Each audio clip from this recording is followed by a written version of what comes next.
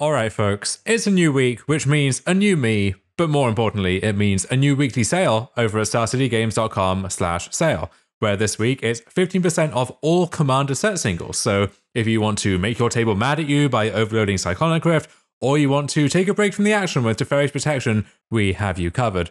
Or maybe you want one of the 35, count them, 35 different printings of Sol Ring. Whatever the case, mosey on over to starcitygames.com/sale until Monday, May 17th at 10:59 a.m, where as soon as that rolls over to 11 a.m, we will have a new weekly sale with hot new bargains waiting just for you. Once again, that's starcitygames.com/sale. This week's Dominaria's Judgment is also brought to you by Coalesce Apparel, the #1 store for Magic the Gathering inspired apparel. Take a look at their t-shirts, hoodies, stickers, and just general stylings at coalesceapparel.shop. Then use gift code SCG at checkout to save 10% on your entire order. And seriously, I want to emphasize that sticker part. Shirts are cool, but you can send a targeted message with a sticker. Slap it on your deck box if it matches your commander, or if you really want to get inventive, find a way to slap the 3x4 sticker on your 2.5x3.5 Magic card, maybe with a sleeve, maybe with a hard case. You're inventive people, you'll find a way to make it work. So, take a look at coalesceapparel.shop, check out their product lines like Wooburg Forever and Ravnica University, and see what catches your eye. Remember, use gift code SCG at checkout to save 10%. Coalesce Apparel and Design. No one made what they wanted, so they made it themselves.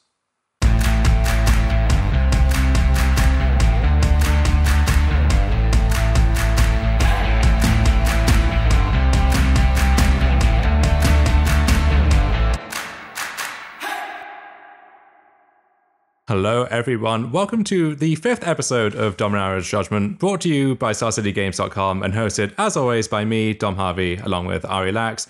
And today we are looking to the future with some amount of trepidation, I suppose, because Modern Horizons 2 previews have begun in earnest, and we will be covering those all month, I expect, as we get the latest drip feed of previews from that set. And I don't know about you, Ari, but I'm looking ahead to this with, I guess, some amount of excitement and some amount of trepidation, and I'm not sure what the right mixture of those is quite yet.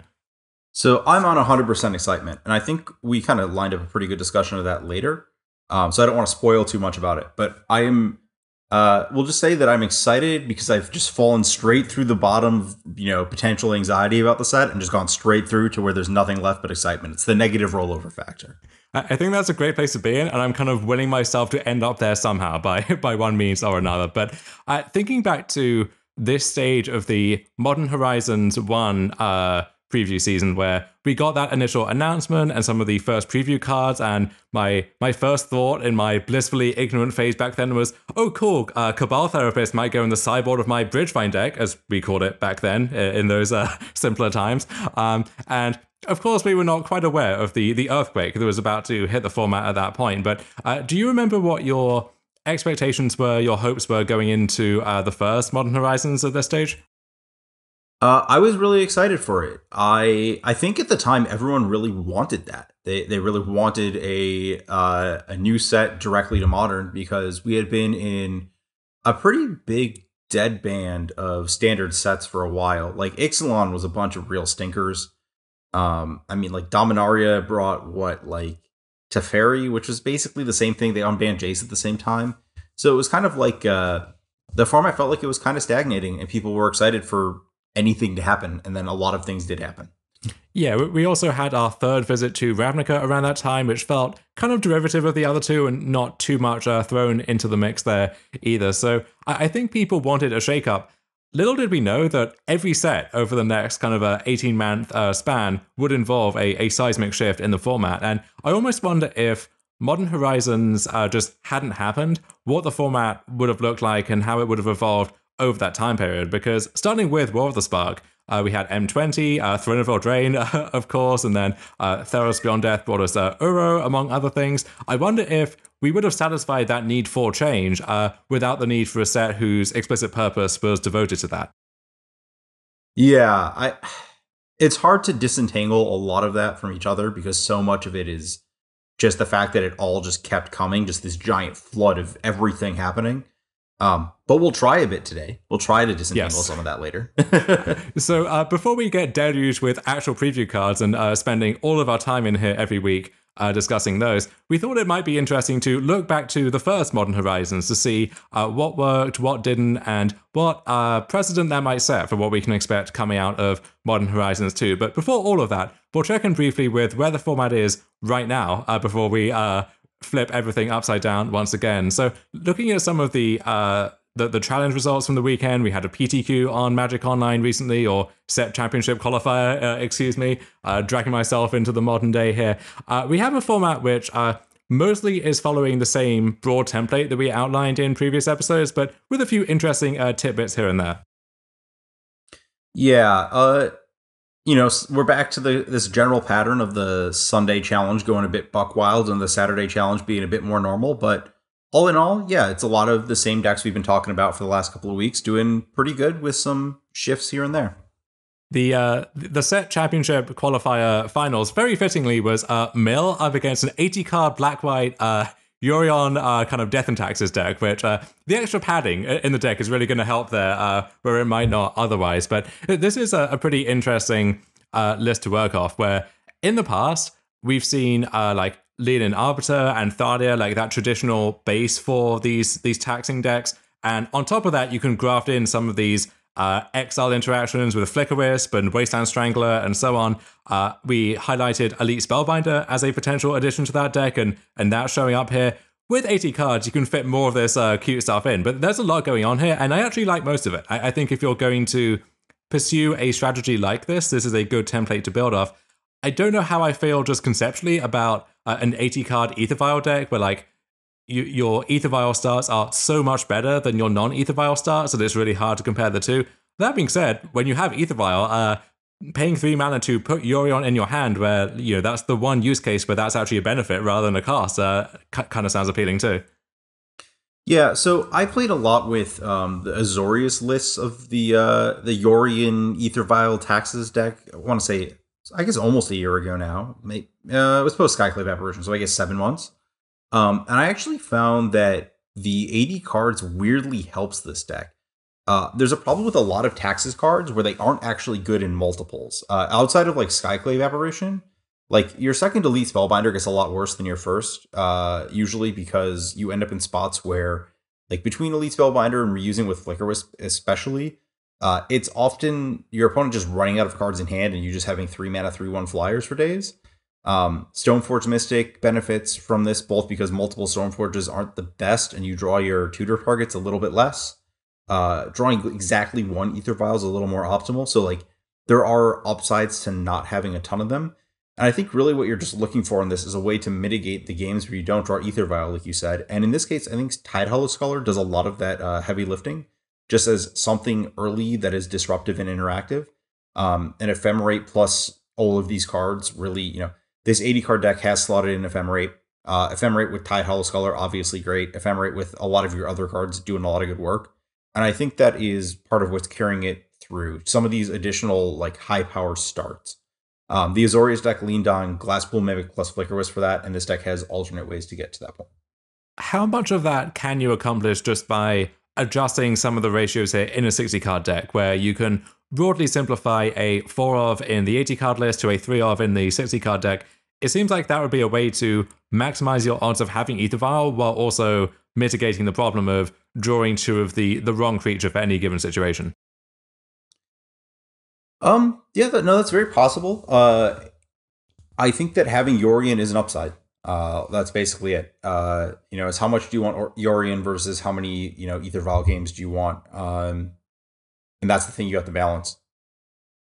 That's fair enough. And the kind of card removal effect of you want to have a Stoneforge Mystic in your deck, you want a decent package for that, but sometimes you really don't want to draw that marginal third equipment as often. So it's you don't quite have the effect of, well, I get to play, let's say, 16 fetch lands in my deck because I need to flesh out my mana base, and that allows me to play, 3 different triomes where my odds of drawing each one of those individually is kind of low, but just having those in my deck means that all of my fetch lands are now super juiced, which was one of the theoretical upsides to having a large deck that people honed in on pretty quickly.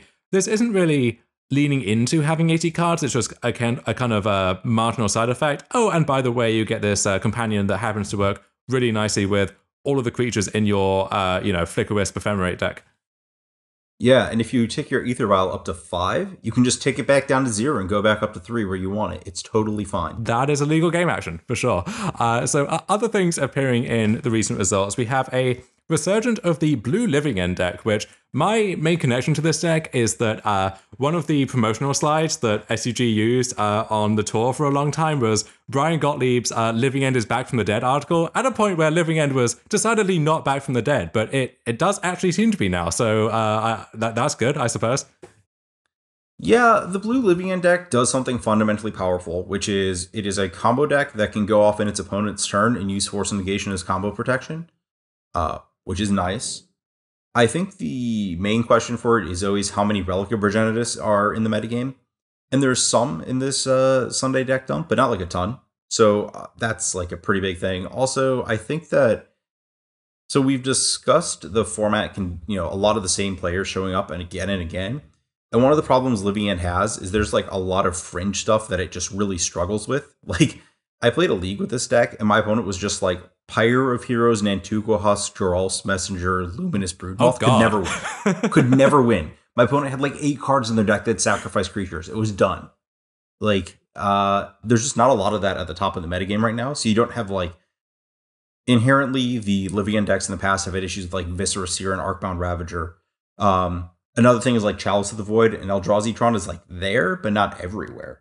Or you get paired against Black Green Yawgmoth, which you wrote about recently, and your Living End helps them to like re-combo at instant speed. So yeah, a lot of the fringe stuff is kind of bad for this deck. My issue in the past was the best deck was also bad for this deck, where just the concept of Living End matches up almost comically badly against Heliod, where the card Heliod, you can't Force of Negation it, you can't Living End it away, and all of the combo pieces, so Ranger Captain both can fizzle your Cascade spell, where they do it in response to the Cascade trigger, and now you can't cast the Living End.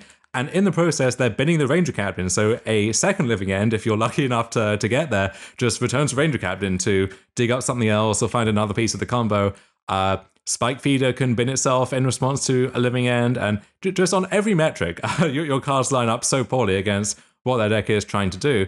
And so if there is a downtake of Heliod, then that maybe opens up some room for this deck to compete again.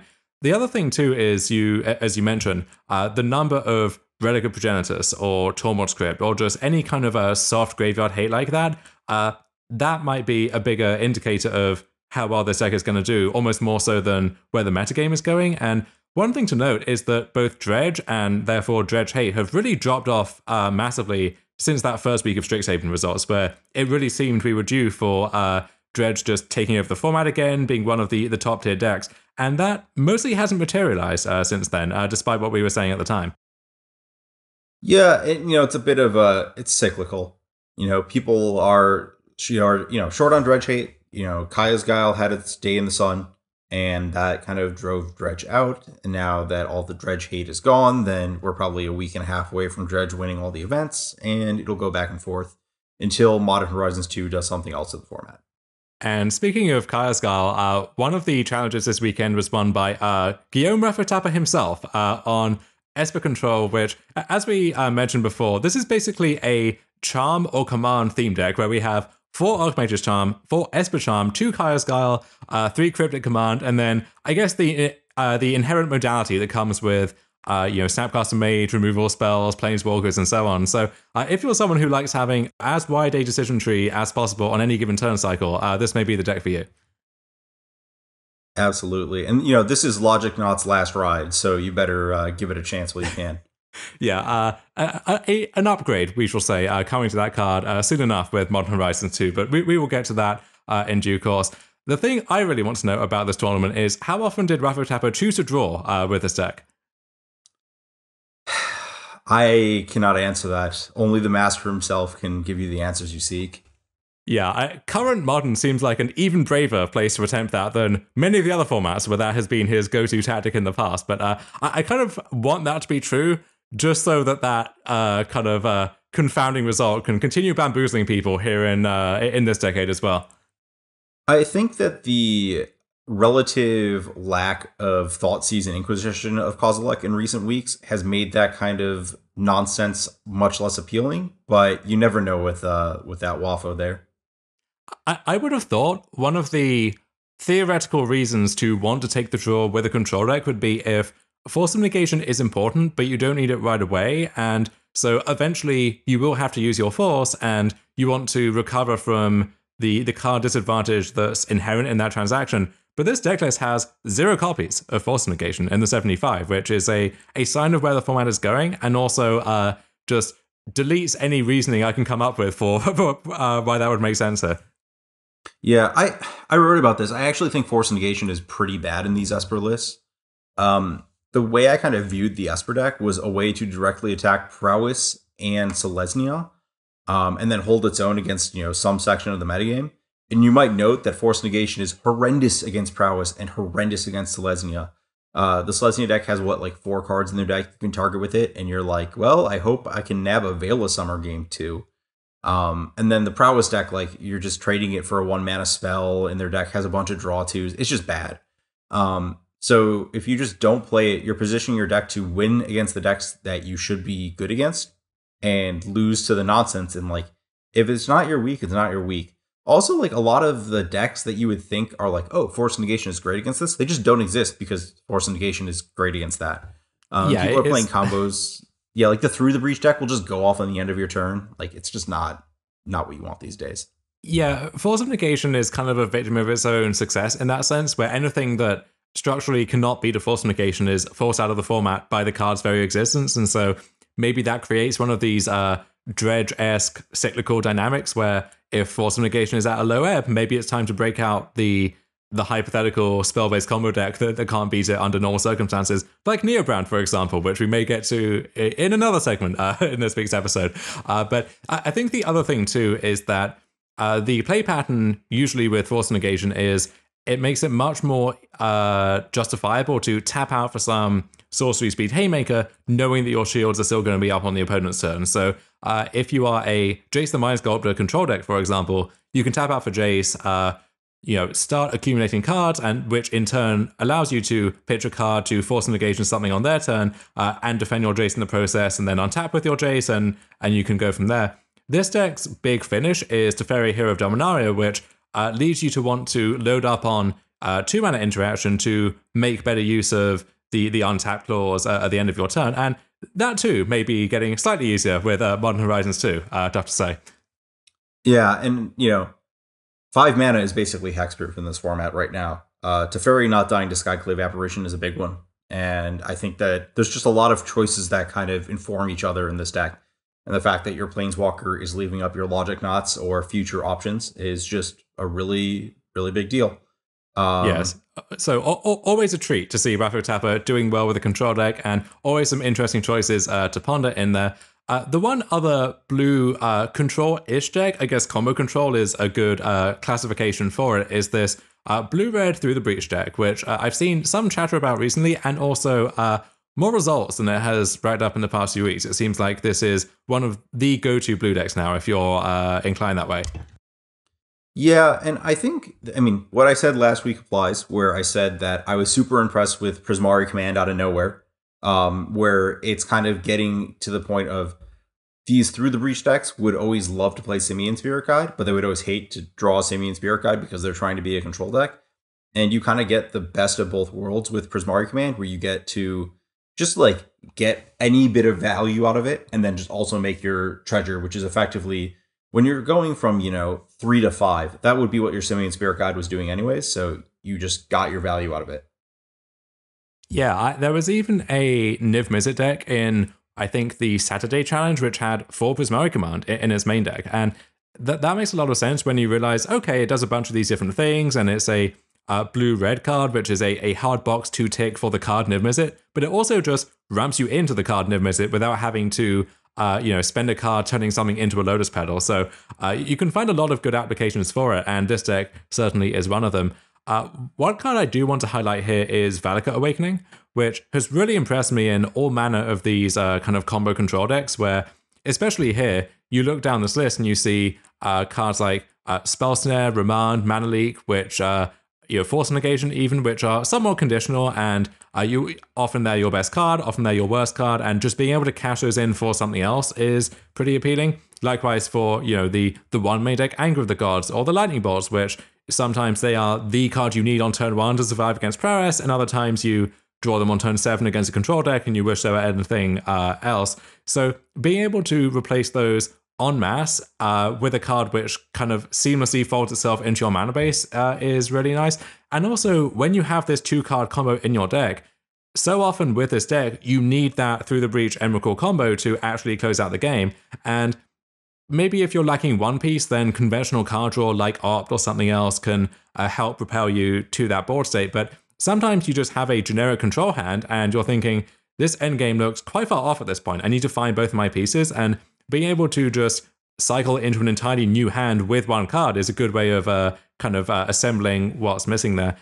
I will note that the mana base here seems to be an interesting holdover from the days of Mystic Sanctuary, where at the time there was this generation of blue decks or blue-red decks pioneered by Tiamu, I believe the screen name is, where the idea was you look across the format, you see everyone is sideboarding Boil as a means to beat these 4-color Omnath decks or any kind of Mystic Sanctuary strategy, and you don't want to be caught up in that yourself, but also you kind of want to be able to play Boil against those decks. And so if you can find a blue control deck that gets to play Boil, that is the ultimate mirror breaker. And so you saw these very heavily contrived mana bases that were built with the sole purpose of not having any actual islands in them to get to play Boil. This deck is not that extreme. We have a bunch of islands, we have 2 Steam Vents, but no Scalding Tarn, and instead we have a bunch of Spybluff Canals and Riverglide Pathways, Temple of Epiphany. And I do wonder if a more just conventional, streamlined, full Scalding Tarn, maybe some other fetches, mana base is the way to go instead. I think this actually has a lot to do with the card we were just talking about, Valakut Awakening. So it is your forced mono red land, and you're trying to filter that into Archmage's Charm. So that's what Cascade Bluffs is trying to do here. But also, this is like a principle from old ad nauseum decks, where if you just don't play any fetch lands, if you're just trying to find these like specific 4 of combo pieces, eventually, like with all these scry effects, Opt, Valakut Awakening, putting bad cards on the bottom of your deck, if you fetch, you're actually putting a significant number of dead cards back into your deck. So removing fetches from that equation actually sort of increases the equity of all of your future draws. So I think that might be what's going on here. That is a really good point, actually. And that marginal kind of deck thinning consideration often gets invoked kind of in jest, because that is something which less experienced players often grow too attached to. But it is actually something that does make a difference over time. And often it's a fairly imperceptible edge. It doesn't move the needle all that much, and it's hard to track exactly how much your equity is improved by having these 1 or 2 dead cards back in a 40-something card deck. But over time, that matters, and that matters a lot. And so even if it's not something which jumps out at you, it may be a smart design choice in the long term. This is also a deck that's going to have a big issue with a large creature, and anything you can do to keep your life total high against the Scourge of the Skyclaves is going to be a big boon. That makes a lot of sense as well. And it's slightly less relevant at the moment, given that Jund Death Shadow seems to be on a pretty big downswing, but that can change. And, God knows what Modern Horizons 2 has in store for that deck. So, I learned a lot through that conversation, so hopefully that enlightens people who maybe were confused by that as well. Did anything else stand out to you from your perusal of these results this weekend? I guess I would like to make a quick point about Musasabi, I believe. The same player has just been inverting it up for the last 2 weeks and been putting up like decent plus results. And it's in enough events that it feels like it's just like actually basically every event they're playing with the deck. This is the deck we had listed as nonsense of the week last week, but power to them. Though I don't know if you saw Canister's tweets this week. I did. Yeah. Okay. So there's a much forgotten M10 artifact, Mirror of Fate. It is a 5-mana artifact with tap, sack, search your exile zone for up to 7 face-up cards, exile your deck and shuffle those in. So it's a way to quickly. Not to be confused with Lick's Mirror, by the way, which is also legal and also does something very bizarre but completely different at the same time. Yeah, I guess mirrors and libraries go together. But the joke here is that you can, Leveler also exists in this format. So let's just get that out of the way. You could just straight up exile your entire deck if you wanted, and do it with a creature.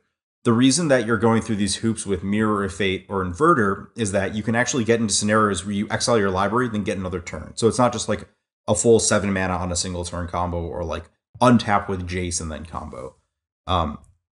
So with Mirror, you can like exile a Thassa's Oracle to force a negation, and then set up a library of exactly Thassa's Oracle. So that's kind of what's going on there. Unfortunately, I think Mirror is, again, we're going to talk about force a negation, and much better to have a creature exiling your library. Yeah, I think the main appeal to Mirror is that, in theory, it can kind of become this one-card combo where, as you alluded to with Force Negation, or if you can like mill a Thassa's Oracle and then exile it to a Relic or a Cling to Dust or something else, then the fact that win condition is now an exile means you can just play your Mirror without needing to worry about finding another copy, and that is the combo by itself. You just shuffle back in the Oracle or the Jace, and then however many other cards you like, and then that sets up the kill by itself. I think that the issue, though, is, firstly, 5 mana is a lot more than 4, and this setup makes it so much harder to combo off in a relevant time frame or race some other kind of linear deck. You have to kind of achieve full control of the game and then combo, which is easier said than done sometimes. And then also, a 6/6 flyer is just big. It's a big flyer, and sometimes that is the backup plan you need. That is your one card combo, is to control the game and then play your finisher, but your finisher isn't some Planeswalker or a Tasker or something. It's just Inverter, and that can get the job done sometimes. Mirror of Fate isn't quite that flexible. If you aren't winning the game with it, that card is doing literally nothing for you. So I love the idea. I love that Canister, of all people, is trying the idea, but I don't know if this is what the deck needs to move it into competitive viability. I mean, at least people are going through the backlog of Modern and seeing if anything shows up to do this. Yeah, and I appreciate the due diligence in trying this out and putting it through its paces. And that is the charm of Modern. There is always a lot of wacky stuff you can do, a lot of kind of interfacing of new cards with obscure old cards, where this is their first audition at actually, getting a chance to see play in the format. So there will be a lot more of that with Modern Horizons 2, I imagined, which we will get to here after a short break. If you are looking to sell your Magic the Gathering cards, it's never been easier than with StarCityGames.com. Make the best of our 30% store credit bonus and the fastest turnaround time in the industry when you use any of our 4 simple ways to sell located at StarCityGames.com/sell. You can check out our buy list, box up your cards, and send them our way with the ship and sell program. Come on in to the Star City Games Center in Roanoke, Virginia for that personal touch. Or if you have everything, 500,000 cards, you want to store and you want to move some bulk, we'll come to you. And seriously, when we're talking about these large collections, Star City does mean they will come to you. The list of places goes from Ohio to New Jersey and elsewhere. Like, seriously, I've driven from Ohio to New Jersey. That is not a short drive. So head on over to StarCityGames.com/sell, that's SELL, for more details on all these great options, and maybe clear up a little space in your life for your next project, even if that happens to just be even more Magic cards or another Commander deck. And we're back, and we will finally now be sinking our teeth into the Modern Horizons 2 preview cards that we have had. And let's start with some more of the same, some stuff which we already had access to, but we get to get some nicer aesthetic upgrades this time. And this is the new fetch lands in the old borders. So we had a bit of a taste of this with Time Spiral Remastered, bringing some of our favorite cards from the modern era, the post 8th edition card frame, back in the old border, and predictably that was catnip to a certain section of the heavily enfranchised Magic audience, and that went down so well that I'm guessing at that point they knew that it was coming back for this and this was a test run, but I imagine we will be seeing this time and time again in the future. That seems like printing money from their perspective, but the fetch lands, the Zendikar fetches, Arid Mesa through Verdant Catacombs, will be back in this set, which helps to lower the price of those if nothing else. But also, if you're willing to splash out the cash, you will be able to get these in that beautiful old border as well. Yep, I don't have anything bad to say about this. I like that the Modern Horizons product is not strictly relegated to new cards, even though like it should be new cards. It should be highlighting new cards. But sometimes you just, the population at large needs fetch lands, and this is a good place to put them. And it will help subsidize the costs of everything else in the set, because basically how sets work is that the net value of all the cards in the set, when you average it out, you have an expected value of opening a box, and that, if you're printing enough of them, kind of reaches an equilibrium. And if the fetch lands are the most in-demand card, and you just want the new cards, great. And if it turns out the new cards are more expensive, then people will get to buy fetch lands cheaper and play the formats they want with them cheaper. Great. Everything's good. Absolutely. And with Paper Play, fingers crossed, looking like it may return in some form in the next few months, this is great timing. If the goal of the product is to draw more people into Modern as a format, one thing that Modern players are going to need at some point or another is fetch lands. And so having those be more accessible, I think, is crucial to getting those people in on the ground floor. And one thing that Time Spiral Remastered revealed to me is almost how unideological I actually am about that old border, where I do have this purist streak about the old border, and especially with those beautiful Onslaught fetch lands, which just they hit different when they're in that Onslaught border versus the new border. That being said, when you saw some cards kind of be backshifted into that frame, I actually like the new frame, the 8th edition frame, better in some cases. It really is a situational thing for me. So the way I put it when it was released was that I understand the aesthetics of the old frame are definitely better in a lot of cases. The new frame is significantly more readable. It's really good to put cards that people know what they do with their known art into the old frame. Like, I would hate to have like some showcase art, Arid Mesa with the old frame and just have no one know what's going on. But this is great. I'm also similarly frame agnostic as you. I just like it when the card as a whole looks good. Whether that is, I think, so this was actually a question that Cedric raised in Fact or Fiction this week for us. And I think at time of recording, I'm still waiting to submit this to him. But my response in that is, I like looking at the full border pathways look great. The old border fetch lands look great. I'll play all those cards in the same deck, just like the ones that look good or the ones that are convenient to get. But like, if they put more cards in more frames, you're more likely to strike gold and have something that looks really nice. That is actually, good to put in a deck, whether it mixes or matches.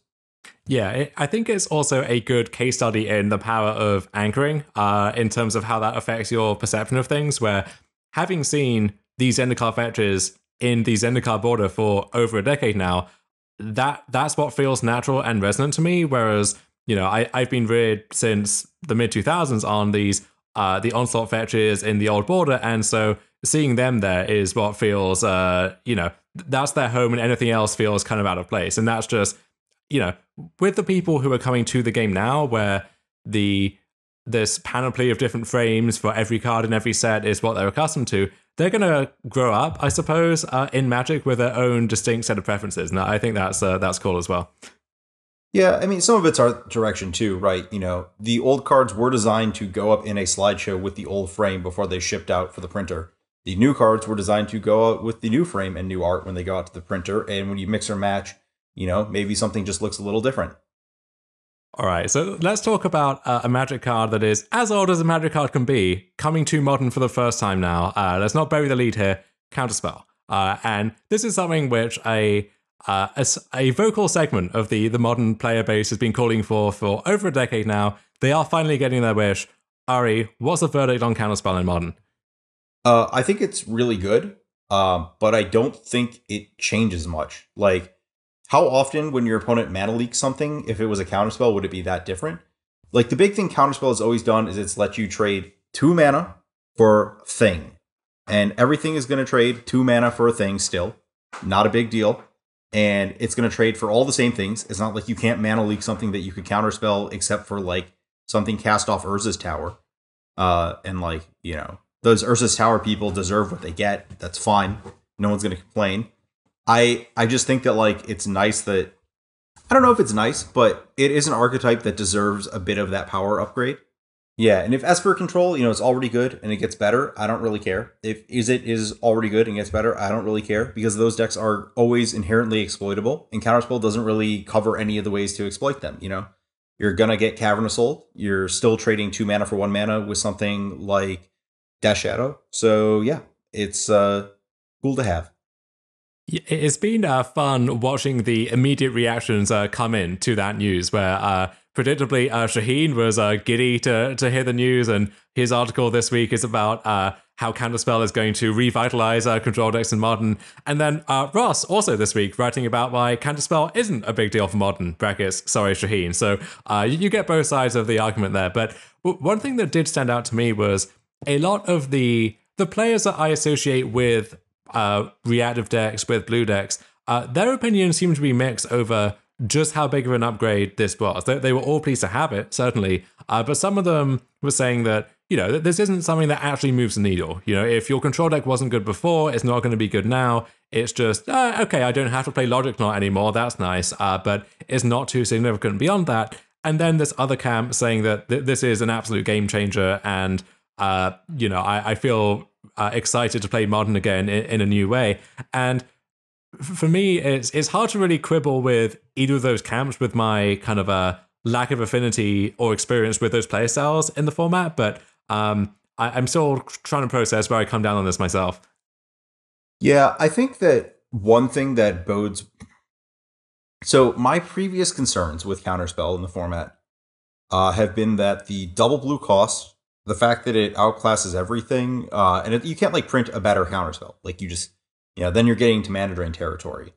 It just kind of warps a lot of the decks in the format around casting it. But there's two parts of that.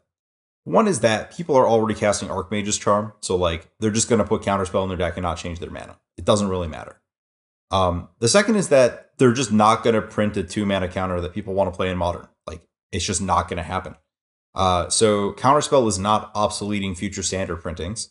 It's not warping any decisions people aren't already making. So it's just kind of there and doing its job. Yeah, I think also we thankfully do not have Mystic Sanctuary in the format anymore, but I think that has also given people an education in how to build these very color intensive or basic land type exclusive, if you like, mana bases. And so with that understanding, it's going to be easy for people to build a mana base that actually respects the need to cast a Counterspell on turn 2 and is able to do that. My inclination is that this actually is a fairly big deal, and the reason I say that is, in the past, if you had to rely on Mana Leak or Logic Knot or whatever your replacement was as your form of early interaction, you understood that that was time limited to a degree, and Logic Knot kind of did that in reverse, where it got much better later in the game, but you couldn't always rely on it to deal with a 1-drop or a 2-drop on turn 2. And for any control deck or any reactive strategy, you understand that you're priced into playing some amount of conditional cards, whether it's stuff like Fatal Push or Path to Exile for that half of the format, or these more expensive counterspells and haymakers to win these grindy battles on the other end. And if your goal is to prolong the game, which it kind of inherently is for any deck like this, there is a greater chance of you being stuck with these dead cards for that half of the format, which cancel out the benefit from drawing additional cards or going up a card on certain exchanges. And having your primary mode of reaction just be this unconditional answer, which is good at all stages of the game, is a great way to avoid that kind of flooding out scenario, so to speak. On top of that, you just have the obvious Splinter Twin situation, if you like, with Teferi, Hero of Dominaria, where, Teferi on turn 5, untapping and holding out Mana Leak, that was touch and go sometimes as to whether that would actually do anything. Now that is a hard log if they can't present multiple relevant threats on that turn cycle. In addition, I do think that Counterspell just is a good card against the aggro decks in the format, where you do not want to have Mana Leak or especially Logic Knot in your deck if you can avoid it, or definitely not Remand against something like Prowess or John Death Shadow. I think it's fine to have Counterspell, and it might be a card you actively want to have in your deck, when paired with other forms of interaction. And you can kind of build around having that now, and there are fewer dead cards in your deck that you have to be prepared to sideboard out in other matchups, which in turn gives you more room to sideboard these narrow cards because you're not as constricted in this other way. So I think the first order effects of the card are not to be underestimated. That's fair. I think that acceptable is probably, I think the difference between mediocre and acceptable is probably a big turning point there that I'm dismissing against the one drop decks. I think there's another small aspect of this card that was in the announcement that's worth discussing, is that there is a dedicated slot in every pack to a new to modern card. I believe it's structured similar to the Mystical Archives, where they have rarities, because this was previewed at Uncommon. Love this change. I think that one of the issues of the last Modern Horizons in this regard was that the limitations on slots for reprints, just because they want to put new cards out, made it hard to put a lot of the cards that would necessarily just make sense in that set and fit in that set in the set. And there's a lot, like, you can put a lot of cards in this slot. Like, you don't have to put constructed cards. You can put limited cards in this slot. There's, thousands of cards printed, even if you throw away everything printed in the year like 1995, because that year was trash. And I am excited for just more content in that spot. Like, the fact that Patriarch Spitting was not in the Goblins and Ninjas and Changelings set was really disappointing. And now you can have every one of those cards you want, I think, in the set, pretty much. That is cool, and I'm sure has implications for the limited format, which those podcasts can dive into on their own time. So Counterspell, I think the jury is still out on just how important it's going to be, but a nice upgrade for people who like passing with open mana and forcing the opponent to play around everything. And it has been, the maxim in basically a decade of Modern now that you should always be playing some kind of proactive strategy, and usually whichever one the format has kind of forgotten about or isn't adequately prepared for on a given weekend.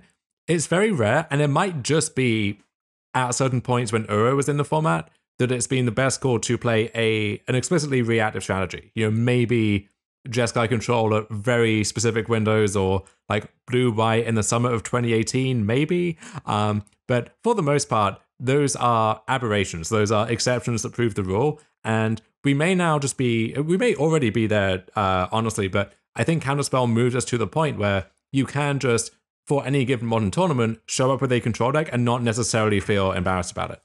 Sounds great to me. What about another preview card that might push things back in the other direction? Another new to modern reprint. This is the Buy a Box promo, Sanctum Prelate. And this is it's 1 white for a human cleric. You choose a number, or is it cleric? Did I choose it? Did I say that right? You choose a number when it enters the battlefield, and or not when, as. This is very important. Don't mess that up. And players can't play non-creature spells with converted mana cost equal to the number you choose. So if you choose 1, you and your opponent cannot play Path to Exile. If you choose 4, your opponent cannot play Day of Judgment. You might notice this is a human, and humans tend to be uncounterable due to Cavernous Souls or Ether Vial. This card, my initial reaction to it was kind of just like, ugh, why are we putting another Chalice of the Void in the format? But thinking through it more, I am actually excited for it in the format. The Ether Vial thing is important too, because if you activate a Vial on 3, there is no window to respond before, let's say you let that resolve. They can put Sanctum Prelate in play and choose a number, and now all of those cards are locked out, and there's no window in there to, where that you're about to lose your Path to Exile, and therefore you have to play it. So there's unknown information, not just over whether they're going to choose a certain number, even though that's easy enough to figure out most of the time, but also in those situations over exactly what the Ether Vial target, so to speak, actually is. And that creates this whole new layer that's difficult to play around out of these Ether Vial decks. Yeah, so I guess I'm excited about it because I like things that make people play with creatures in Modern. I just think that the format is better if you give people powerful incentives to do that. Planeswalkers like Narset and Teferi did a lot of this. Sanctum Prelate does some of this. And Prelate also, like, Do you remember the first week when humans was a thing and the finals of the SCG had game one end in about 45 seconds? Oh, it was beautiful. Yeah. Yeah. Just Meddling Mage turn 2 ended the game on the spot. Yeah, and do you remember like a week later when all the Storm decks had access to a card that wasn't Grape Shot to kill Meddling Mage in their main deck? Yes. Yeah. Yeah, you would see some weird ones as well, where like you also had gifts on given incentives there too. So you would see like Fiery Impulse crop up alongside Lightning Bolt and Abrade and so on. So an interesting diversity, if only a forced one, but that's okay. It doesn't need to be completely spontaneous. Yeah, and so I think Sanctum Prelate has the ability to create some of that. I think that, for example, if you look at like the Obosh versions of Prowess are going to be much better at dealing with this card than the non-Obosh versions because they get to like Bone Crusher Giant it and stomp it. So I think that kind of forced diversity in the future of the format is really good, especially when it is a format that has not been forced as hard down the efficiency road as Legacy has. You know, there's no Days, there's no Wasteland or whatever. So people have room to play cards that cost 2 instead of cards that cost 1. Yeah, I think the easy response that you often see when people complain about cards like Chalice of the Void or Sanctum Prelate in Legacy is, well, why don't you just diversify your curve and play with more 2-drops and 3-drops and so on? And the answer is that the 1-drops are just so good. And, you know, as our colleague Patrick Sullivan, friend of the show, often says, you don't need to do any work to make the 1-drops good in any format, really. But in Legacy, they are really, really good. And we are not quite at that point with Modern yet, but arguably the best deck in the various Prowess variants have gone out of their way to lower their curve as much as possible. And I think it's good to have a variety of ways to actually push back against that in some form or another. And at this point, I think it's actually an open question which of aggro, control, and combo this card is most effective against, which is kind of interesting. Yeah, you know, for a card, like I said, that had an initial reaction of why are we doing this, I'm back to all about it. We ready to step into the new cards? Because some of these I'm all about. Or, well, one of them. Let's do it. So where do we want to dive in? Do we want to get some of the weirder ones out the way? Or do we want to get into the true the face melter of the set so far? Let's start in the middle. Let's start with Brainstone. I was not super into this card to start. Like it's a 1-mana artifact, and you can pay 2 and tap it and sack it to brainstorm. It's called Brainstone. It brainstorms. You get the joke. And my initial reaction was like, oh, well, you can sack this with Luris, but you had a good point, and now I'm thinking a lot more about the card. Yeah, so my point was that this is the most reliable way we've had so far in Modern to set up miracles, whether that's Terminus or Temporal Mastery, which, in the grand scheme of things, may be the all-time winner for the Aurelius Fury most overhyped card in preview season award from the receivables, where that people predicted that card would break every constructed format wide open, and it conclusively did not do that, and barely showed up, honestly, in most of them. And in some cases, that wasn't because the enablers weren't there. You know, you could have been playing Brainstorm or Sensei Divine Top back then with Temporal Mastery the whole time, but we never really got to stress test that in Modern. And we saw some lists of Blue Eye Control, even before Jason Mind Sculptor was unbanned, but especially after the fact, going out of their way to accommodate Terminus, whether it's with Serum Visions, Mishra's Bauble, some of these objectively less powerful but situationally more well-suited card manipulation effects, just because if you can cast Terminus on the cheap consistently, that is a tremendously powerful effect for a control deck to have, and that is more easy to do now than maybe it ever has been in the past. Yeah, I can actually speak to that Terminus deck pretty well. I actually played it at the Team Pro Tour 25th anniversary after winning a Modern challenge with it in the month or so leading up to that event. That deck was really powerful against an open field. Jace the Mind Sculptor and Terminus is really good against nonsense. There's a lot of decks that are traditionally bad matchups for blue-white. Your Azorius decks. When does an Azorius deck ever beat a Chalice of the Void, Cavern of Souls, Thought-Knot Seer deck? Really easy when you have Terminus. Just a giant joke. It had 2 issues at the time. One was playing these games against Urza's Tower, and they were winnable but sketchy. But that was before Counterspell, and now you have Counterspell. And the other was Meddling Mage, but there's not a lot of humans anymore. Because like if you have like when you're putting Terminus on top of your deck, you want all the Terminuses in your deck. And then you have like 4 Terminuses and they have Meddling Mage, and that's terrible for you.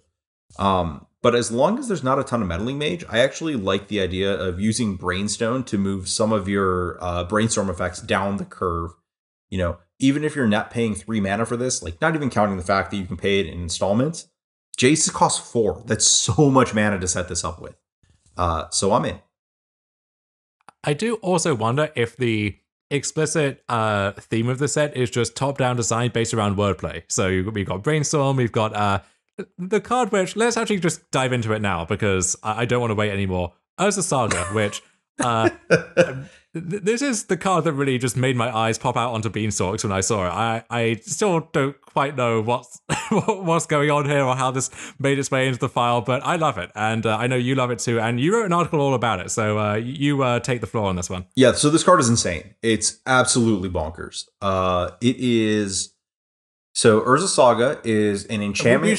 We should read the text on these because, especially with this one, it's you start with the bottom up. I don't expect people to memorize it all just yet. So at the very bottom of the card, you will see the type line. I do mean literal bottom of the card, and the type line is enchantment land Urza Saga.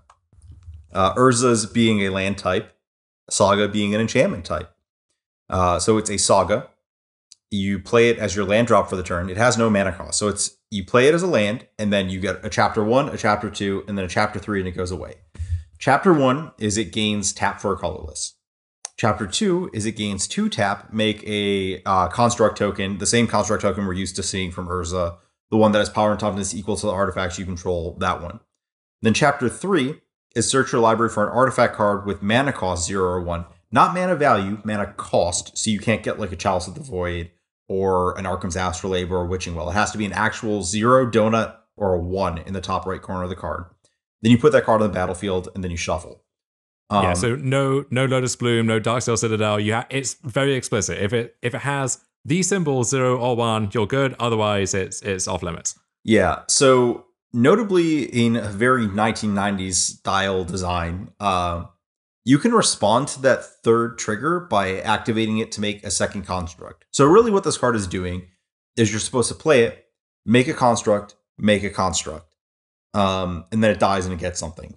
But if you actually like work out the math, if that first construct is a 4/4 when you make it, which is already what you were aiming for with Lightning Bolt, which is really all it's asking for is controlling 3 artifacts aside from it. So like the construct's the 4th, so that's a 4/4. You'll untap, you'll respond to the search trigger, make another construct, so 5 artifacts, you got 2 5/5s. This, triggers, you search up another artifact, that's 6, you've got a 6/6 and a 6/6. And then the first 6/6 hits them, and then you untap and you do anything else making an artifact or adding a power or whatever, and you just crack it with 2 7/7s, and that's 20. So this card is just a land that you just it's a land, and the process is, it makes it colorless, you pay 3 mana, and then the next time you untap, your opponent's done. You could call that a 1-card combo, but that doesn't even begin to capture it somehow. Yeah, there's actually another 1-card combo in your 1-card combo. So I did break down in this article all the things you can search for, but really the best thing, and really the thing that you should absolutely be looking at. There's all these other nonsense synergies people are pulling. It's that this card finds Expedition Map, which finds another copy of Urza Saga. So not only is this a land that doesn't go on the stack, so your opponent can't counterspell it, that makes 2 constructs. It then uncounterably finds another copy of itself to make 2 more constructs, and then find another copy of itself if you have more Expedition Maps in your deck. It's like, given enough time, this is almost like a self-generating Field of the Dead, right? It just kind of overwhelms anything else that's going on the battlefield, and it certainly takes time, and it takes some other material, although it's actually quite flexible as to what that is. Any artifact is a pretty easy condition to meet, especially with stuff that just incidentally contributes towards that. So, we're familiar with Gilded Goose powering Oko, but Gilded Goose, it turns out, is just a good Magic card, and especially if what you care about is having things that with the card type artifact, that starts to work its way into the mix. And there are a lot of cards like that, which maybe are not your first thought when building a modern deck from the ground up, but if you're looking just to satisfy that one condition, are absolutely in play now. Yeah, and like this is just the direct way of killing your opponent we're talking about with Urza Saga. Other cheap artifacts that you might want to play include like Pithing Needle. This can find Pithing Needle to answer opposing planeswalkers. You might, just want Relic of Progenitus in your deck. And guess what? This card clocks in ideally you don't play it on turn 1 because it's hard to go turn 1 this and then have 3 mana on turn 2 to activate it. But like if you just want to find a turn 3 Relic of Progenitus, this card will do that if you play it on turn 1. Yeah, Yeah. if you have this turn 1 on the play, your dredge opponent is now under the gun. They need to make something happen, or either this kind of puts them in the pincer, where either they play into the almost face up Relic or Soulguide Lantern or something, which you can just search up on turn 3 to stymie their best draws, or they try and play it slow, in which case you just start churning out constructs or training together copies of this card with Expedition Map and so on, and overwhelm them that way. So it's really difficult to play in any kind of cohesive way against this card if there's something you can find that shuts your deck down. Yeah, it's, and this isn't even talking about all the, like, it naturally finds Lantern of Insight and Colossus Hammer or whatever. Like, this is just a great card. Like, you don't need to worry too much about the rest of the text on it. Crucially as well, with the way that sagas work, because the counter goes on the sack, and then if you get the final counter, then the thing goes away at the beginning of your main phase. You can tap the card itself for mana in your main phase as part of helping to contribute towards whatever spell you're casting for the turn. So even though you're losing this mana source, you still get it up until the point where maybe you don't even need it anymore, and it's you're not kind of setting your own development back in that sense. The one card that I'm most excited to try this with, which I think didn't even get mentioned in your article, is Amulet of Vigor. And it is much harder than, like Once Upon a Time was an obvious gimme for that deck. Castle Garenbrig, we should have been playing 4 faster than we were, but that clearly you wanted those in some capacity. This card is much harder to clock at a glance just what it does for the deck, but I think there's a high chance that it actually just kind of busts open yet again, which is kind of funny because I was not expecting that deck to really gain that much from Modern Horizons 2 in general, and like the first day of previews, we find a card which maybe is the ticket to what we needed now. Yeah, I'm here to listen to that. Other things I've heard about this that the things I've not been a fan of, you can Hex Parasite to remove counters from this, but like that involves like resolving the tutor and then finding the Hex Parasite and then like playing another one when you could just like find an Expedition Map and just have another one and your opponent dies to 4 constructs. Similar with Thespian Stage, like same kind of thing where it's like, why don't you just find another one and kill your opponent with constructs? And then the weird interaction with this card is Blood Moon. So when you Blood Moon, it loses all of its Saga abilities, but it's still a Saga.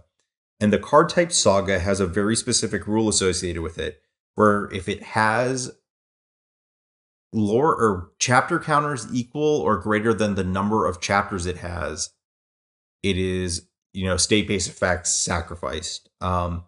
So when it loses all of its Saga abilities but remains a Saga, it instantly dies. But like it's a non-basic land against Blood Moon, so whatever. Yeah, it's there's a whole bunch of very strange rules interactions which will be vexing players and requiring some input from judges, I imagine, especially in paper events. If, God willing, we get those back again soon for a while to come, I think. But one artifact that you can't search up with this, which maybe is for the best, but which you might want to help to enable this with, is actually a card that is not from the set at all. It's from Adventures in the Forgotten Realms, I believe is the title. And this is Portable Hull, which I think merits a discussion in this segment as well. We can see that one in there. Yeah, no, I will say that I am exceptionally excited for the D&D set, just as a quick aside. I think I tweeted this at Autumn when they said that they were excited for the set as well. And I basically followed it up with, yeah, every card in this set, even if you don't know a lot about D&D, is basically an exercise in short fiction. So great stuff. So yeah, take it away on Portable Hull. Okay, so this is white for an artifact, and when this enters the battlefield, you exile target permanent and opponent controls with mana value, there we go, 2 or less until Portable Hull leaves the battlefield. So it's essentially a glass casket that does more and less at the same time for half of the cost. And when you put it up against that family of effects, and maybe, Skyclave Apparition is an analogy of sorts as well, it doesn't seem like it would be this vitally important addition. But I think in the context of Modern, it actually does a lot of things. So first of all, it kind of fills this gap that I write about this in more detail in my article this week, but I think it fills this gap in Modern where, you've mentioned before how the addition of Fatal Push really changed the terms of engagement for the format. And what we're seeing now is that the non-Fatal Push removal spells are kind of being stretched to their limits, where your Lightning Bolt, for example, is only conditionally good against the red aggro deck, which was never really the case in the past, is often laughably bad almost against the Shadow deck. And then the other creature decks are all built in a way where they are somewhat resistant to just the card Lightning Bolt. Likewise, Path of Exile, if that is the one defensive measure that you're relying on against, turn 1 Monastery Swift Spear or Soulscar Mage, well, that's just going to give them a resource where they can now reload and present this second wave again that you need another removal spell to deal with. So the cheap removal of the format is being pretty heavily taxed, I think, and Portable Hull fits in there quite nicely as this card which answers, Swift Spear, Soulscar Mage, Sprite Dragon, but also, Tarmogoyf, Scourge of the Skyclaves, and so on, at a very reasonable cost. And especially with most of the creature decks in the format being Lurrus decks, that kind of artificially constricts their curve to the point where, by definition, Portable Hull gets all of the good non-Lurrus threats in their deck. And even though it doesn't hit Lurrus itself, which is definitely a limitation, it exiles a permanent, so it stops the recursion of the things that Lurrus is aiming for. And you have other ways to handle Lurrus. Like that's not an exclusive concern there. But also, the fact that it's a non-land permanent means there's so much other random stuff that falls in its orbit once you start looking for it. So, Renin 6, for example, one of the best cards in Modern against any kind of mid-range or control deck, especially if you can defend it. And we have seen control decks where if you aren't equipped to handle a turn 2 Renin 6, that card just ends the game on the spot because you can't really remove it easily. You can't deal with the card advantage that it represents every single turn. Now you just have a clean, versatile answer to it that can also do so many other things. Likewise, stuff like Ether Vial. We mentioned that potentially being a more important card with some of these early previews. It is like night and day playing against an Ether Vial deck where they have that Vial on turn 1 and when they don't. And this is a good way to ensure that they don't, even if it was in their opening hand, which may be an otherwise middling opening hand, which they kept on the strength of turn 1 Ether Vial. Likewise, if Urza's Tower comes back in a big way, then often, especially the mono green Tron decks, the classic Tron decks, they're going to keep a lot of hand which are very reliant on that turn 1 map or the turn 1 Chromatic Star, Chromatic Sphere, and just being able to tag that is a much bigger deal than you would think. Like I remember testing Tron back in the Simic Urza days, and the number of games where I basically lost on the spot because I had to play a map because that's how my deck works. I'm priced into that sequencing, and it just got turned into an Elk by Oko, and I couldn't participate in the game anymore. This card is not Oko, but sometimes it will just get you those free wins in the early game if there's some cheap permanent that the opponent is relying on, which you just you take that out and that just sweeps them away at the knees. So there's a bunch of stuff in the format that it answers that most other cards don't as easily.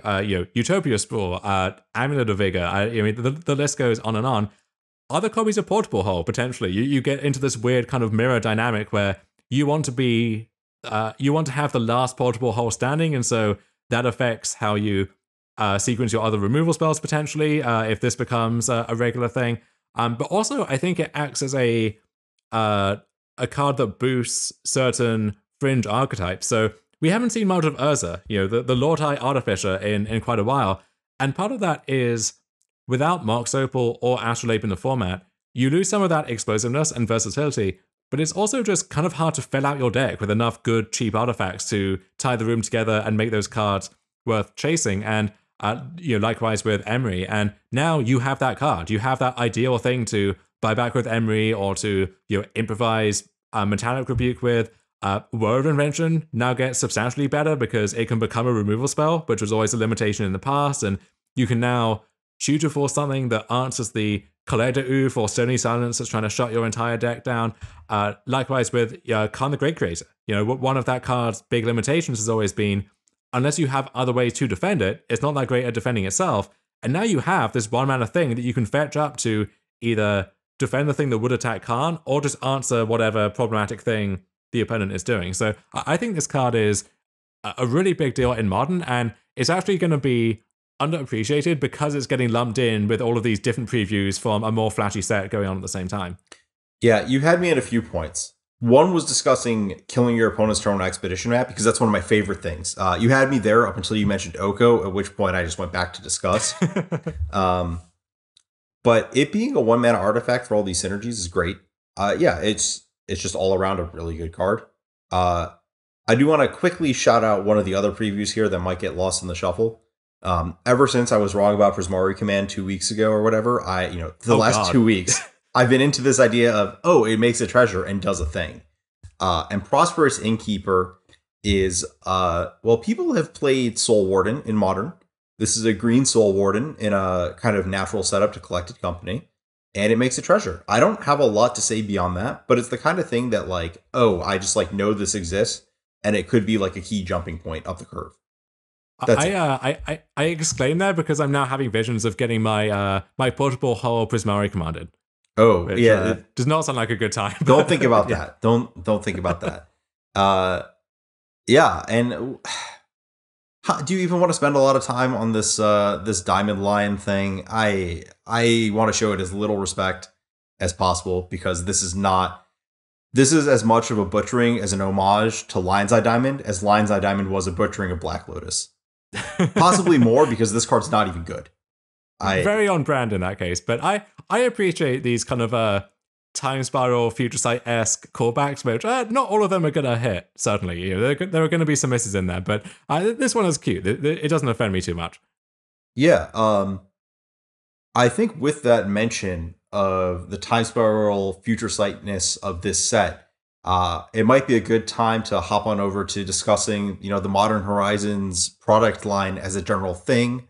Maybe some of where Modern Horizons 1 went right, went wrong, a little bit of the background behind it. But we'll get to all of that right after this ad break. What's up, everybody? Cedric Phillips here, stopping by real quick to let you know about one of Star City Games' newest podcast, The Receivables, hosted by yours truly, alongside my partner in crime, of course, Patrick Sullivan, where the two of us discuss Magic sets, both past and present, from top to bottom. On every episode of The Receivables, you're going to hear us talk about the facts of a set, the mechanics of a set, the cycles of a set, the boring stuff, before we get into some crazy stories of when we were playing Magic during the times that the set was legal.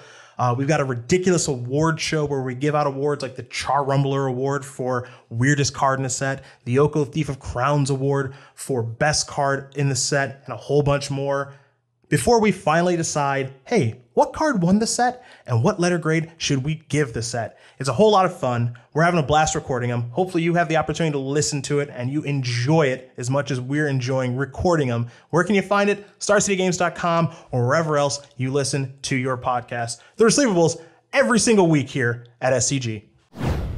And welcome back. And I guess it's time to just talk about Modern Horizons. So much of Modern Horizons 2 is wrapped up in its place in the Modern Horizons product line and people's perceptions of that first set. So I think we both, did some research, listened to some Mark Rosewater content, read some Mark Rosewater content. I will say that I did listen to those at 2x speed, and given how fast he normally talks, it's the closest thing you can get to just jacking your brain into the Matrix training thing, except for you wake up and you're like, I know 2-2s, and that's a really bad punchline. And we're going to continue on. So you want to talk a bit about kind of the history of Modern Horizons 1 and get everyone kind of up to speed with why the products look the way they do. Yeah, so those podcasts from 2019 were an interesting look behind the curtain, and I'm keen to see when we get the similar information for this set, just how the design process has changed or been updated over time. But Modern Horizons 1, the first thing that the Mark Rosewater stressed about that product was it went from concepting and design to release in about 18 months, which doesn't sound that short, especially if you're not up to date with the usual kind of rhythm of these product cycles. But you're looking at 3 years or more for the normal retail set like Strixhaven, for example. There would have been preliminary work done on that back in 2018, 2019, which, especially in Magic terms, if not in life terms, feels like an eternity ago now. And there was a lot of debate over whether, for example, this should be a straight to modern product. That was not part of the conceit from the outset, but that question, your answer to that question, is crucially important in terms of how that thing is going to land and where you're going to aim it and how all of that is meant to come together. And then this was targeted at the enfranchised player, the players who loved Time Spiral and loved Future Sight, even though the player base at large did not so much. And if you go back even further, back to 2006, 2007, and you read Mark's content from the time, going over those sets, and then a little bit later, in retrospect, in his State of Design articles for those years, you see an interesting kind of evolution of the post-mortem on those sets, where as a design exercise, as something that he got to participate in as a designer, these were incredible products to work on, and he still has fond memories of that 15 years later. But on the kind of raw metric of sales and player engagement and how many people were showing up in LGSs to play the set, it didn't do that well. And so wrestling with that disconnect has been, a recurring theme of certainly his job as head designer for Magic over the years. And with Modern Horizons, it feels like this is the natural endpoint of that discussion, where we now have this product which can be explicitly made for this audience without kind of interfering with the natural pipeline that any set has to pass through of going into stores, being aimed at new players, having to draw those in, and then going through standard, and hopefully, fingers crossed, we don't break anything there, and then percolating down into older formats. Having this variety of supplemental sets, which really did not exist at all in any form back in 2006, 2007, gives them a medium for doing that, which honestly I'm very thankful for, because I'm glad that stuff like this can exist, even if don't hold me to that in 2 months if this ends up completely breaking Modern again. Yeah, I kind of want to make the comparison to like the Marvel series putting out like their blockbuster movies in theaters and then putting out like these weird sort of art piece TV shows on Disney Plus, where like if you want to watch it, it's there to watch it, but it's not like the thing that's their big revenue driver. So I think that a lot of different mediums are coming to this same idea at the same time of, we can produce this more maybe some people will call it, artsy. Some people will call it reflective. Some people will call it navel gazing. I don't know. Choose your term. We can produce that content, and there's a market for it.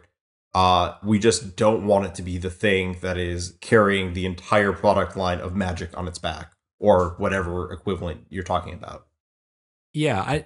How do you think the approach to this set and the understanding of it changes in what I think is safe to say an arena world now, where we have Arena as the primary conduit, especially under COVID, through which Magic is played, and you have Historic as the format which is kind of aiming to be what Modern is for a completely different segment of the player base, and so you get these straight to Historic products like the Historic Anthology, and then the Mystical Archive, which has this kind of weird liminal quality where it goes to Historic and it doesn't really go to older formats because, in the case of Legacy, all the cards are already there and either legal or not legal, except for Abundant Harvest, which is a preview card from this set, which is legal in Legacy, but not in Modern somehow, even though it's those two formats exist only in the same spaces. It's very confusing. Anyway, with all of that in mind, does that change, do you think, how the entire approach to this set ends up landing, where Magic back in 2019, I think, has to be quite qualitatively different in some form from Magic in mid-2021? I don't actually think it does. I think that, again, this is kind of an extension of the same principles. And this is something that our esteemed editor, Cedric, likes to talk about, which is really this is all a competition for, more than anything else, people's time. What are they going to spend their time on?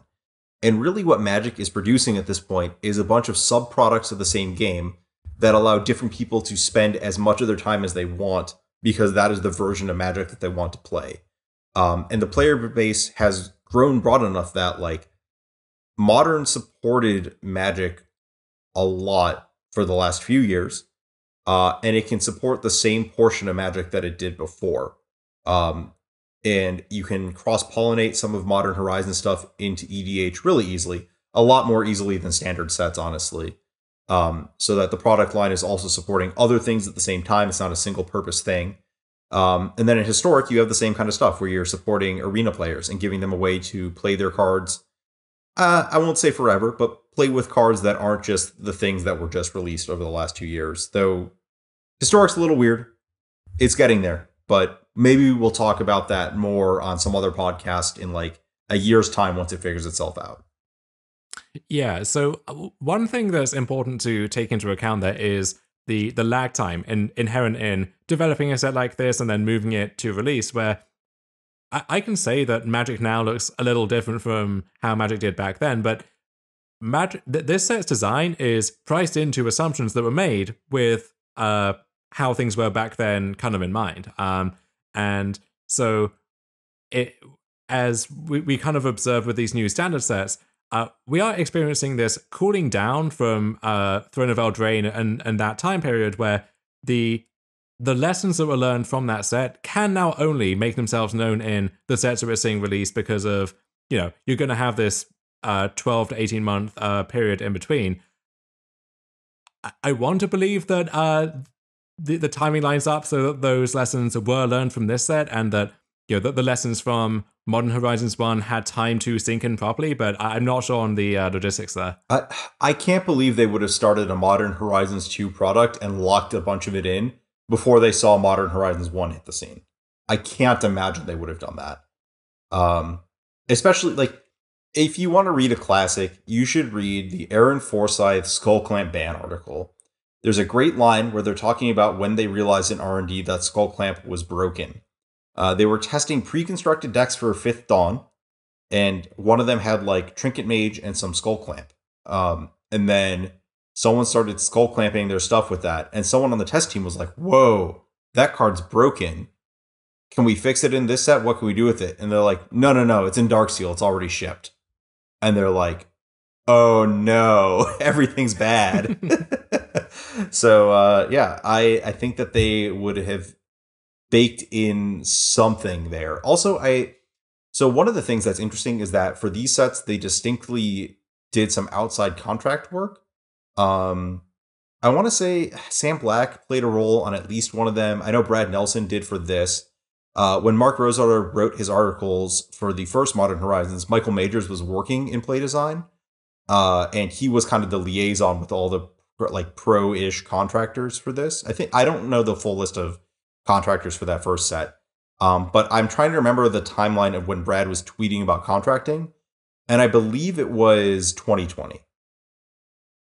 Okay, so that's somewhat reassuring.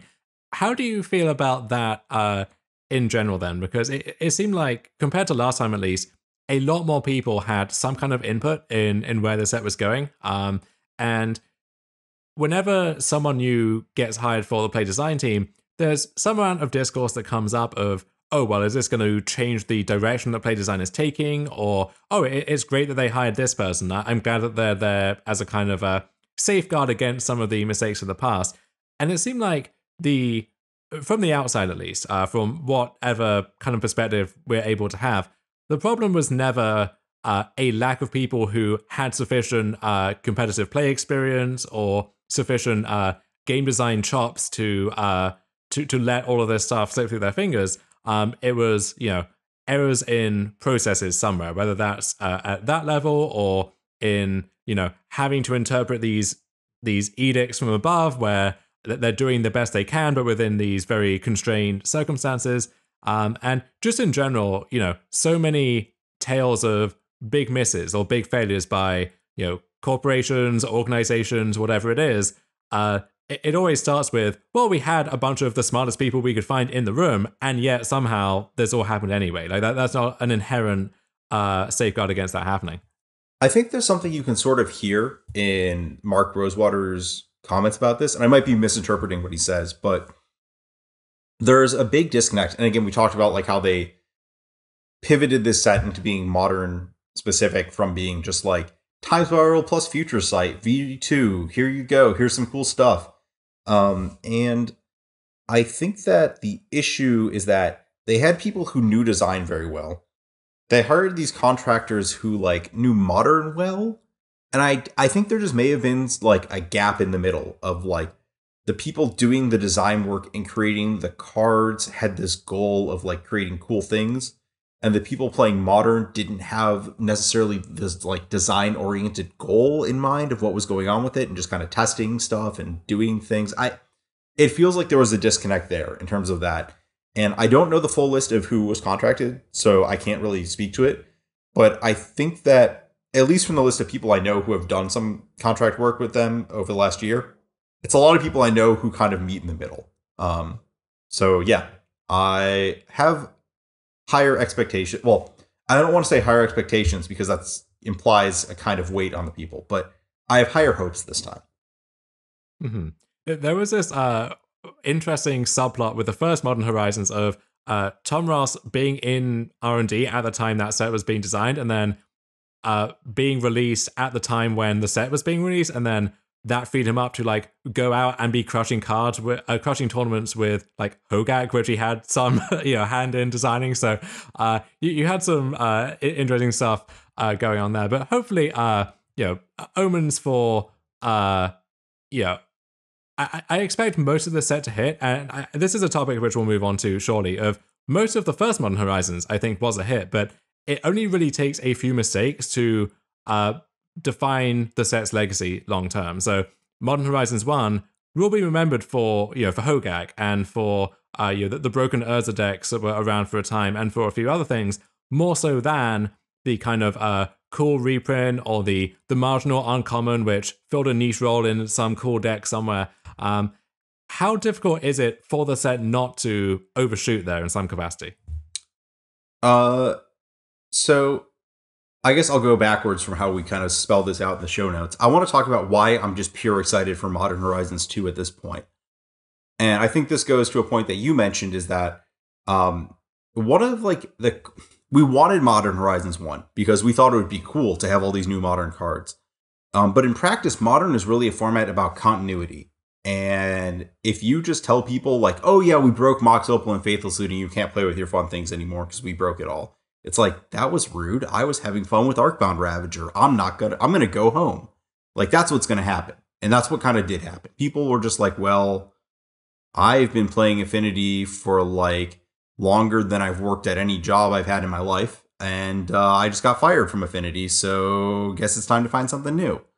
Right. And that exact example is one that I've heard several times, and often with the subtext of, okay, well, I made this hefty investment in Mox Opals, and I don't expect Affinity itself necessarily to be good until the end of time, but I know that these Opals will serve me well in some other deck, whether it's Lantern or Hardened Scales, which is kind of Affinity adjacent, or there will always be a good Mox Opal deck somewhere, and now there are no good Mox Opal decks anywhere. Those cards are blank cardboard if all you care about is playing Modern, and if you got burned by that experience, then you might not necessarily come back to the format again, if that was your one entry point into it. And it's hard to quantify that kind of thing, but that specific anecdote is one that I've heard from several people, and I don't think that they are unrepresentative to any degree. It's kind of funny, to get sidetracked a little, it's kind of funny how that was like the ban philosophy for so long. And just as like they're catching up to the fact that that's not how Standard works, they're catching up to the fact that like maybe their other formats still do work in that same way. Yeah, this is like the Mishra's Workshop Bazaar of Baghdad principle, right? Where like whether or not action should be taken there, like that it won't, and their promise that it won't is kind of what keeps all of that together. I think Brainstorm might be, you can't pull the plug on Brainstorm and Legacy. I think that's the big one that's that way. But yeah, so this discussion of continuity, there just isn't continuity in Modern right now. Like, it's a good format. Maybe like the Prowess players have some continuity because that deck's been around since the Faithless Looting ban. It was like the we talked about it last week, how Patrick Sullivan picked it up when Luris was printed, but it had some chops before that. It was like the surviving pieces of the mono red Arclight Phoenix deck. And, maybe if you ban Prowess, people would just play like Goblin Guide or whatever. There's just like, the Heliod deck. It's new. Like, control decks are control decks. There's not real continuity besides like pile of blue cards. Like, whatever, Cryptic Command. Like, that card has been bad in the past. It doesn't feel like any of the decks is carrying anybody. So if there's ever a time to try and like bulldoze everything and see what happens, it's now. As opposed to 2 years ago when everyone was like, I like to do my thing. And some of these people have been doing it for 6 months because of Hollow One. And some of them have been doing it for, it feels like 16 years. So yeah, I think that like Modern Horizons 2 has the potential to do a lot of good stuff. It has the potential to, instead of doing what the first one did, it has the potential to have a lot of cards like Urza's Saga that take the cores that people liked for the first however many years of Modern that have been kind of shaken due to bans, etc., and give them new life and let people play with their Arcbound Ravagers or similar cards again, or give them a reason to come back to the format. And I think that if it fails at that, whatever, you ban 3 cards, you move on, and Modern is back to what it was now, and you're kind of in the same situation as Standard, where it's low cost to do that. But the high-end upside of what they could accomplish with the set it's very much there. I do think that's an excellent point, and for many people, their experience of continuity in Magic over the past year and a half has been a negative one for the most part, where it felt like there was no escape from some of these cards which were so good and so pushed that they defined Standard, and then once they were inevitably banned in Standard, hopefully sooner rather than later, they then defined Pioneer and Historic, and then they worked their way down to Modern and even Legacy. And, if you were sick of Uro in one format, well, I've got bad news. You're going to be sick of Uro in every single format for far too long. You said no escape? There's a lot of escape.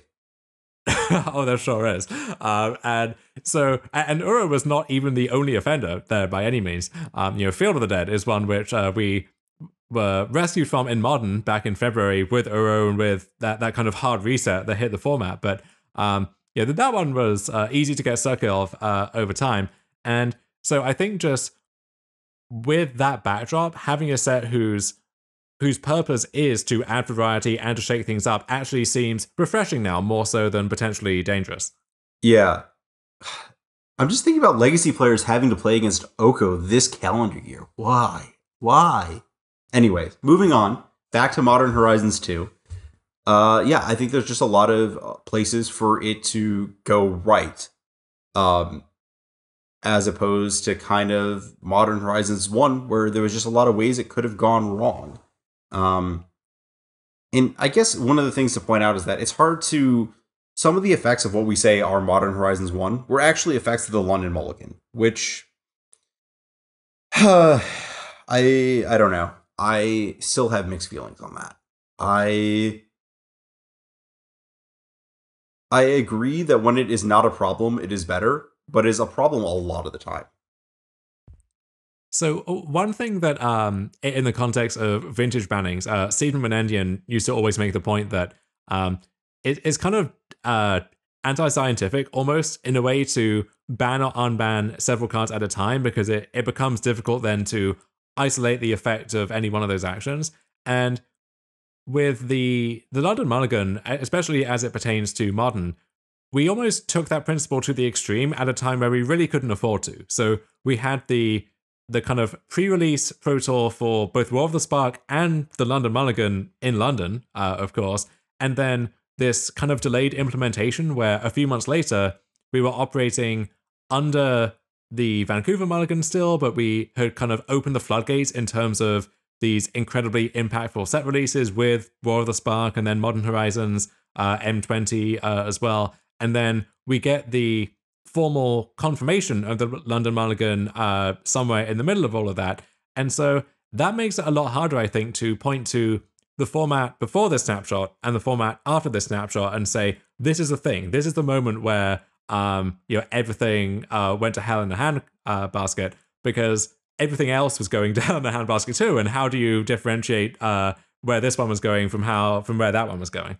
Yeah, and I guess if you look back, the format after War of the Spark looks a lot like the format before War of the Spark, but people have incentives to play creatures. And then maybe, like, if it's just Modern Horizons 1, you can be like, okay, Hogak's a problem. We're going to tick it back on that. And then, like, stuff happens, and, like, it still feels like it's got a through thread. But then just hammering, like, okay, here's the London Mulligan, and then here's Veil of Summer and Fields of the Dead, and then here's Oko and Once Upon a Time, and then here's Uro, and then here's Companions, and then it's a lot. It just kept going to the point where, like, there's no way to unwind that clock in any way, shape, or form. Yeah, and maybe that hard reset that we had earlier this year was what was required and kind of inevitable in order to gradually move us back to a point where we can decompress and take stock and actually have time to kind of think abstractly about all of this instead of just having to react to whatever the new crisis is. How do you feel about the argument that directly inserting cards into Modern makes it feel less organic? Like, is there value to the carried nostalgia of playing with these cards in a standard format? Or, like, is it fine for Modern cards to exist in the context of Modern? So this is an argument that you often would hear in the context of Legacy, where you would have the cards in the Commander sets that were exclusive there, and they became legal in Legacy, and that's how we first got stuff like True Name Nemesis, for example, which was not a good introduction for that concept, certainly. But a bunch of stuff would be smuggled in indirectly via this method, and I think it's fine on principle, but it feels more offensive for some reason when it doesn't work. So when you have a True Name Nemesis whose only effect really is to make games less interesting in the grand scheme of things, the misses feel more egregious because they didn't have to go through that pipeline with its implicit safety valve of how good would this card be in standard? Okay, well, how good would this card be when it has to serve all of these different purposes at once? Versus being optimized for very different goals.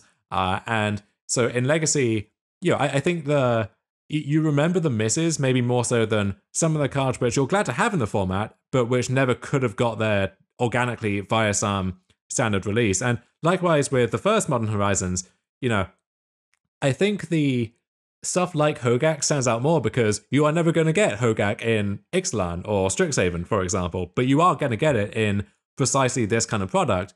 That being said, I think the format is much better for having cards like Unearth or Firebolt, which again, just given their mechanical identity and so on, you probably are never going to see in a standard set, at least in the short term. But I would like those cards to be injected into Modern somehow, and this is the way you're going to do that.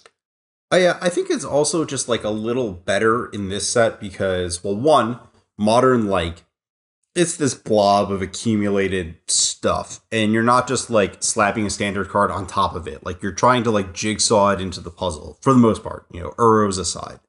And also, it's a little different when you're like, here are 300 cards for you, Modern player, as opposed to, like, here are 300 cards for you, Commander player, good luck, Legacy player.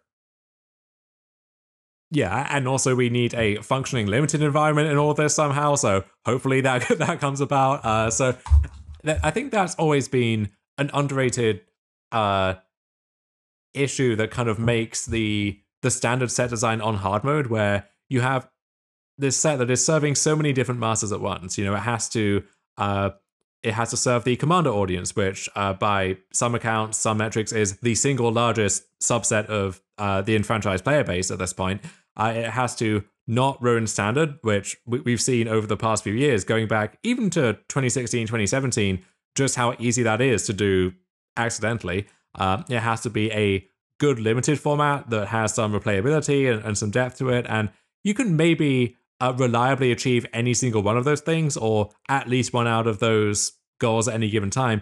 Doing those all at once consistently is much harder than it might appear. Yeah. So with the potential criticisms out of the way, what did we like about Modern Horizons 1? So this goes back to the question that I opened the segment with, is I liked virtually all of it. I liked so much of what this set had to offer. It's only a few misses, and some of them very big misses, that tarnish the set in my eyes. But it feels like that is the inevitable part, and that's the issue where you have to push these cards, and the baseline power level is much higher, that you will have some that just go straight through the ceiling and move the format to a point where they are all you can afford to talk about, and maybe action has to be taken, or the format heavily warps around them to fit them in. And the stuff that you can legitimately sit back and appreciate just never really gets room to breathe until that happens. So if we want to divide it up into some broad categories, I would say you have a few cards which spawn their own strategies and which are clearly very powerful without being too powerful. So Yawgmoth, I would say, sits firmly on that borderline. Soul Herder and Ephemerate in tandem, where I think they are, we have Soul Herder decks popping up. We had the Ephemerate in that 80-card Yorion deck that won the PTQ just this past weekend. And then some choice reprints like Altar of Dementia, which announced itself fairly rudely in the Hogak deck, but has not really caused too much trouble since then. And you can imagine that being a component of some like wacky combo deck down the line. And then beyond that, you have like these kind of niche role players where you are never really going to get a good card for some like Cascade combo deck outside of Modern Horizons. So let's give them one, right? In the form of Crashing Footfalls or something weird like that. Likewise, when are we going to get another card with Modular? Well, right now. And so here, Hardened Scales, you can have Scrapyard Recombiner. So all of these cards which only could exist in a set like this, and we're making the most of that opportunity to give these various fringe archetypes a shot in the arm. And then what you might call the good glue cards, where just these cards that you always consider if you're in that color or that color combination. You expect to slot these into a lot of sideboards in your modern career over time. So stuff like, Giver of Runes, Kaya's Guile, Magmatic Sinkhole, maybe the enemy colored Horizon Canopy Cycle, Prismatic Vista, stuff like that. So that would be my broad taxonomy. Where would you look at it? I was really happy with most of the high rarity creatures they put in the set. I think specifically the way to describe the ones I liked were the ones that were more expensive, high powered, and had some finite effect. Seasoned Pyromancer, Hex Drinker, Ranger Captain of Eos come to mind.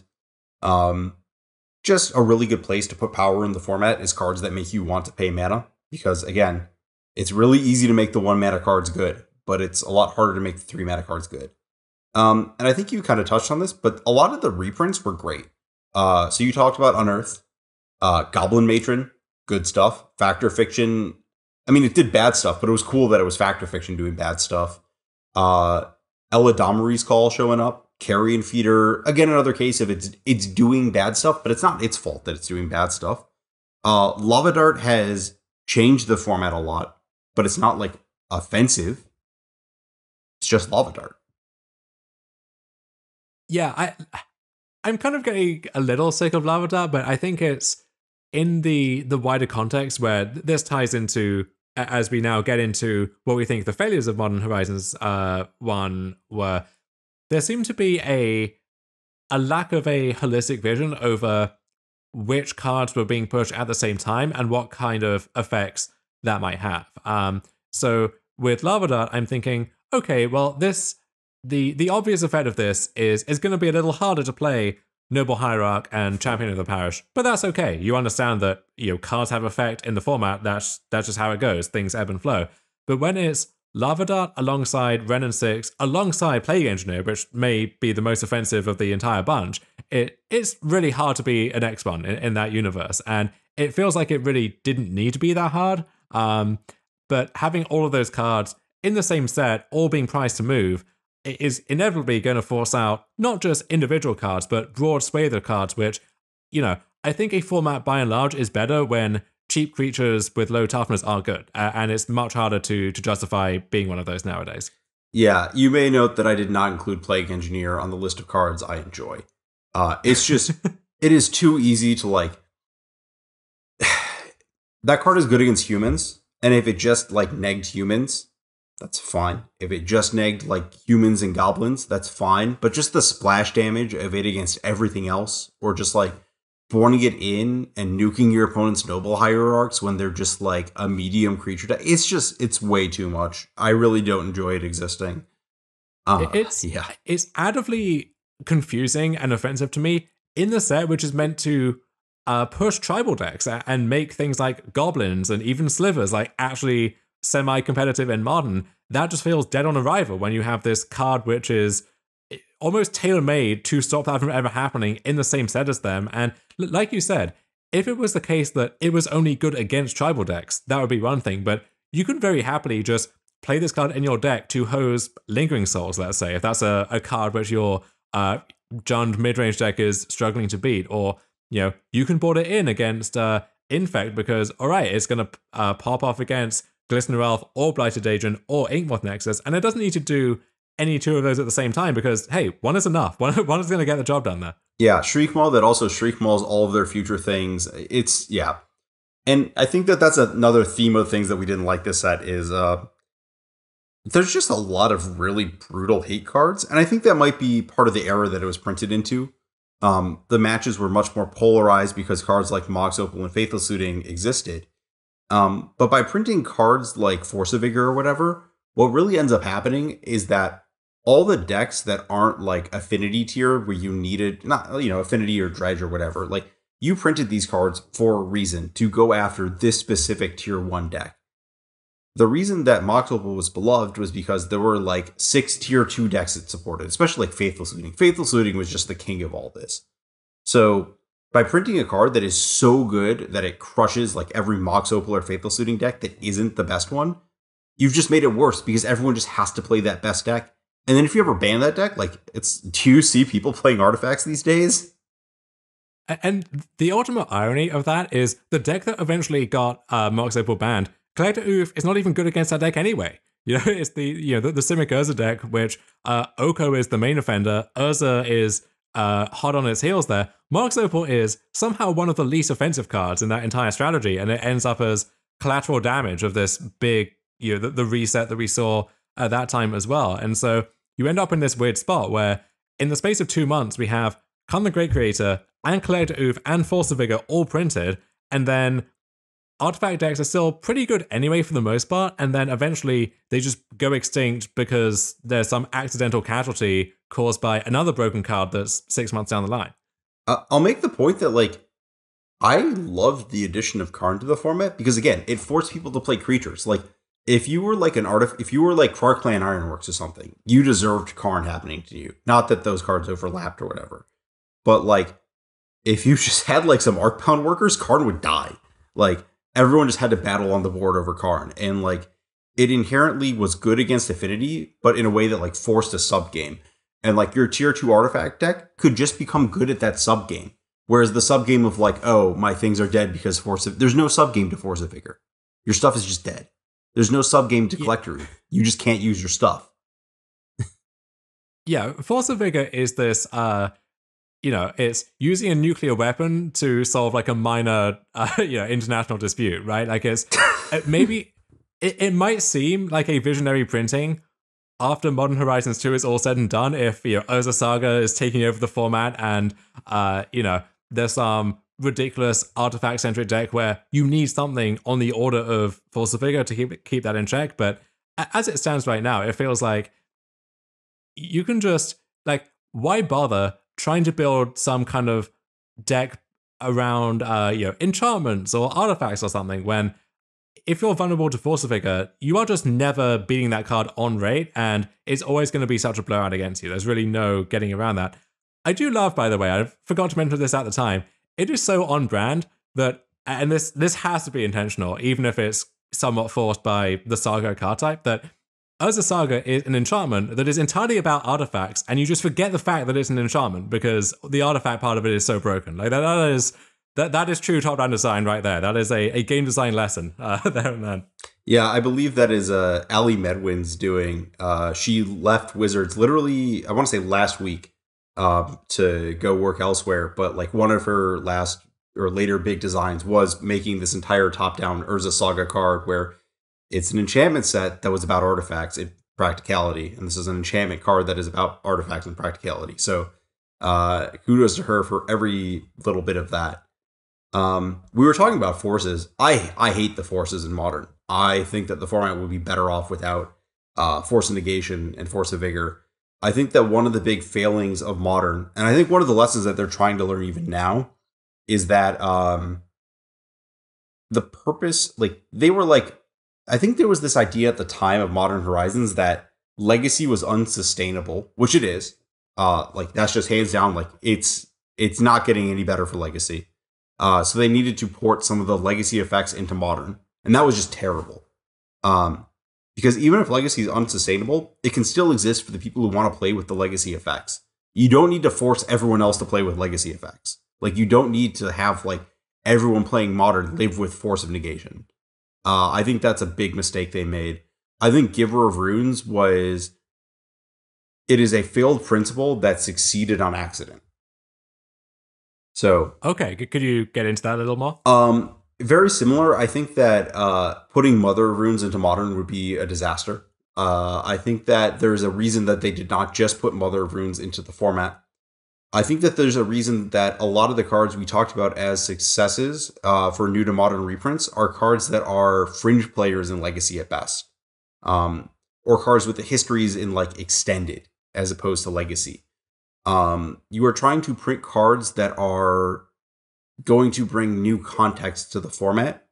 And I think the only reason Giver of Runes has succeeded in that is the second toughness becoming a really important part of the format, and the colorless text on the card there, it can give protection from colorless, becoming a really interesting additional aspect. And some of this is also just forced by Ren and 6. But yeah, I think that Giver of Runes is like, you know, if the forces are the example of this failing, Giver of Runes is an example of like, well, it didn't fail this time, so let's try again. It's like, no. A lot of specific things had to go right for this not to be really bad too. I don't know. On that one, I think having that kind of pushed flag bearer effect is a nice thing to have around, and it removes what makes Mother of Runes so egregious, where, you know, the shields are down for exactly one turn, and past that point, you kind of need 2 shots to get through that shield just on the Mother, and that's before you even get to the creature that Mother of Runes is meant to be protecting. Whereas with Giver of Runes, you can always go through the 2-step process of, okay, well, I Lightning Bolt the Giver of Runes, and then I Fatal Push the other thing, and it doesn't feel like you're swimming upstream there. With the forces, I do think there's an obvious read across to stuff like, you know, the companion mechanic has to be inspired in some part by, okay, well, Commander is the most successful subset of our game at this point, so let's take what works in Commander and transplant it over to mainstream Magic as a whole, forgetting the fact that even if every individual part of that is true, people play different formats for different reasons, and you know, different play patterns are a good example of that. So I'm sure that Legacy diehards would love to have Brainstorm in Modern, for example, but equally I think it's a very good thing that Modern does not have Brainstorm, and I think Legacy would lose some of what makes it Legacy if Modern had Brainstorm, and I guess Historic now does have Brainstorm, but whatever, ignore that one for the time being. I think it's good for formats to have a distinct identity, and part of that is, you know, the rules of engagement being different. So with, this is, I guess for you, less of a deep cut than anyone else, but like the Cards Limited format, for example, I think it's pretty crucial there that you have this hard and fast rule that you don't get blown out by a morph if there's less than 5 mana up, right? Versus maybe it's fine to do that in Onslaught, but the fact that you have different rules between formats is what makes there be this variety to that mechanic, which might be arguably kind of played out otherwise. And, you know, likewise, I think I understand the impulse to have this safety valve in Force of Negation in Modern. Maybe Counterspell is what that should have been. Maybe that should have, you know, if we could go back 2 years, maybe that's a better implementation of that, to have this universal answer, which still forces you to choose between, do I want to tap out from my Planeswalker or this other thing on this turn, or can I find a way to finagle doing something meaningful while still holding up my counterspell, and is that going to be enough? Do I need to hold something else up at the same time? Versus with Force Negation, where it feels like, well, it's kind of free, and I don't need to do anything to accommodate it. I just put that card in my deck, and my deck becomes better. Yeah, and I think another issue they had, and I think this was an issue that you could just trace through, basically from that entire era of problematic sets, is there's like this set of rules design that they followed for years, where it's like, don't print free spells, you know, don't print like 2 mana planeswalkers, be careful with cheap artifacts. And then they just were like, but what if we tried something new because it's a new era of design? And then it just burned them repeatedly. And I think that's a lot of the cards that are just actually like broadly offensive. Not like me having this rant about Force of Negation or Plague Engineer. The cards that are actually just banished from Modern are all on that list of like, yeah, you should have known not to do this. Come on. And it's like, you read Once Upon a Time, not from this set, but you read that the first time and you're like, what? What the hell are you doing? And like, I think that there was just this willingness to produce more cards like that at this time, and that led to a lot of the problems. Yeah, there are some cards that get banned in a format, and your reaction is, okay, well, maybe we could have seen this coming, but I see why you wanted to take a swing on that one. Versus stuff like this, which has a proven record of just causing trouble wherever it goes, and it feels like that's almost the point of printing these, is to get that frisson of excitement over, oh wow, they actually did it. They printed a 2-mana Planeswalker or a free spell or whatever else it is. And that, I feel like that just inherent risk-taking cannot really be a sound basis for game design. If you don't know who Eric Lauer is, he is one of the cornerstones of R&D. Everyone I know who's worked with him has said he's just a complete genius in general. If you listen to him, he had an interview on Mark Rosewater's podcast recently where he talked about how he like designed Innistrad, and Innistrad Limited is based on like 7 people who didn't want to draft with double face cards, and him like, creating the like Pepe Sylvia board of like, ooh, I think I need to put Nala to the bone in the set. So he's just great at this. And there's a Twitter account that's just quotes from him. I forget, I don't even know who ran it. But one of the famous quotes from around this time is, shocking that the Delve card was broken this time. Yeah, it's of all the mechanics that have the potential to cross a line somewhere. How is it Delve? How does this keep happening? Yeah, it's just stay away from some of the things. Just don't do that this set. We've hyped up Urza Saga, and it's like, it does look dangerous. It's like, this is a free land with 2 card types. Like, that has a lot of history. Like, the list of like lands with an additional type is like Dryad Arbor and 6 artifact lands. But like, it's fundamentally a card that like, you play, you wait a turn, you pay mana, you make a creature, you wait another turn, you attack with that creature, you pay more mana. Like, there's this timeline that it operates over. It doesn't just happen. Right, and I think with Red and 6 in particular, it's that is almost the final frontier that you can push with the Planeswalker, is reducing that cost threshold, where we have seen some truly broken 4-mana Planeswalkers in the past. So, Jace the Mind Sculptor, epoch-defining card in Magic. How can we do one better than that? Okay, well, what can we do with a 3-mana Planeswalker? And then we eventually end up with Oko. And then once you get there, what more room is there to explore, frankly? The only thing you can do to push the envelope even more is, what if we made a 2-mana Planeswalker that isn't Tibalt, who I guess got his revenge in the end, so props to him. And given that, like, obviously Ren and 6 is very good.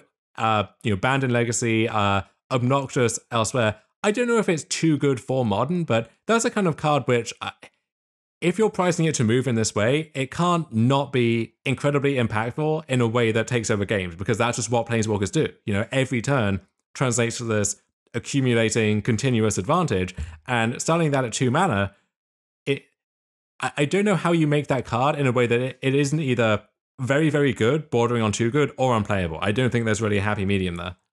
I think they needed to make the card more built around than it was. I think that a lot of the issues in the card are inherently in it just existing and doing this like draw a fetch land, kill your 1-drop thing, as opposed to like, this is a 2-mana Planeswalker that's very good if you are like putting Life from the Loam in your deck. Yeah, there are a lot of nods to that, to specifically Life from the Loam in this set, where we get the Onslaught cycling lands in Modern for the first time, which I think were a really nice pickup. Even like Tectonic Reformation is a weird thing to spend a rare slot on, unless this is a deck which you are keen to see in the format. And yeah, maybe there's an alternate timeline where Life in the Loam is a $50 card and Aggro Loam is a tier 1.5 deck in Modern. And I kind of want to live in that world, honestly, but it didn't really get there. And I don't know if, like, is that a problem? Is that a miss? Or is that just how it goes sometimes, where your set is putting power in so many different places, and, you know, some of those inherently are going to be more powerful than others, and in doing so, they box out the things which don't really cross that line. Yeah, I think that some of that is that the hits in the set were so high, and the space in it felt so limited because they were trying to do so much that every single miss really hurts. Like, I know the one thing that I did not like in the set that, like, I respect why it exists, sort of, is the allied sword. So this was sort of Sinew and Steel and sort of Truth and Justice, where they kind of were, like, they didn't live up to the, like, original swords or the, like, Scars and Mirrodin block swords, but they were just kind of there. And, like, even if they were as good as those swords, like, no one's playing any of those swords in Modern these days. Even with Stoneforge Mystic Legal, it's like, Sword of Fire and Ice is sometimes played. And, like, it's weird to, like, put 2 mythic slots into these for, like, completionist purposes if you're just going to make them, like, you know, be a little scared of printing them to the level that you want them to be just because of this history of them being in Standard. And, like, I don't know, I think that maybe some of this will be remedied with the splitting of the, like, these are the Modern Horizons 2 cards that are new, and then these are the extra bonus sheet of cards that are not new. And I think that the more space might help with that, where, like, if a card misses, or they want to put a card in for, like, coolness, like, I'm thinking of, like, Morophon, which, like, has seen play, has done something, and it does its job really well. I think there's just more room to put, like, a Morophon into the set with that split, just because there's more cards.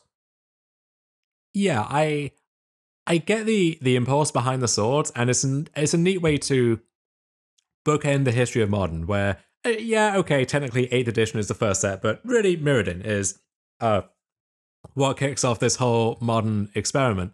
And, you know, one of the flagship cycles from Mirrodin block was the swords, and so it's kind of fun to revisit that after all this time with the big blowout straight to Modern set and see what we can do with that design space.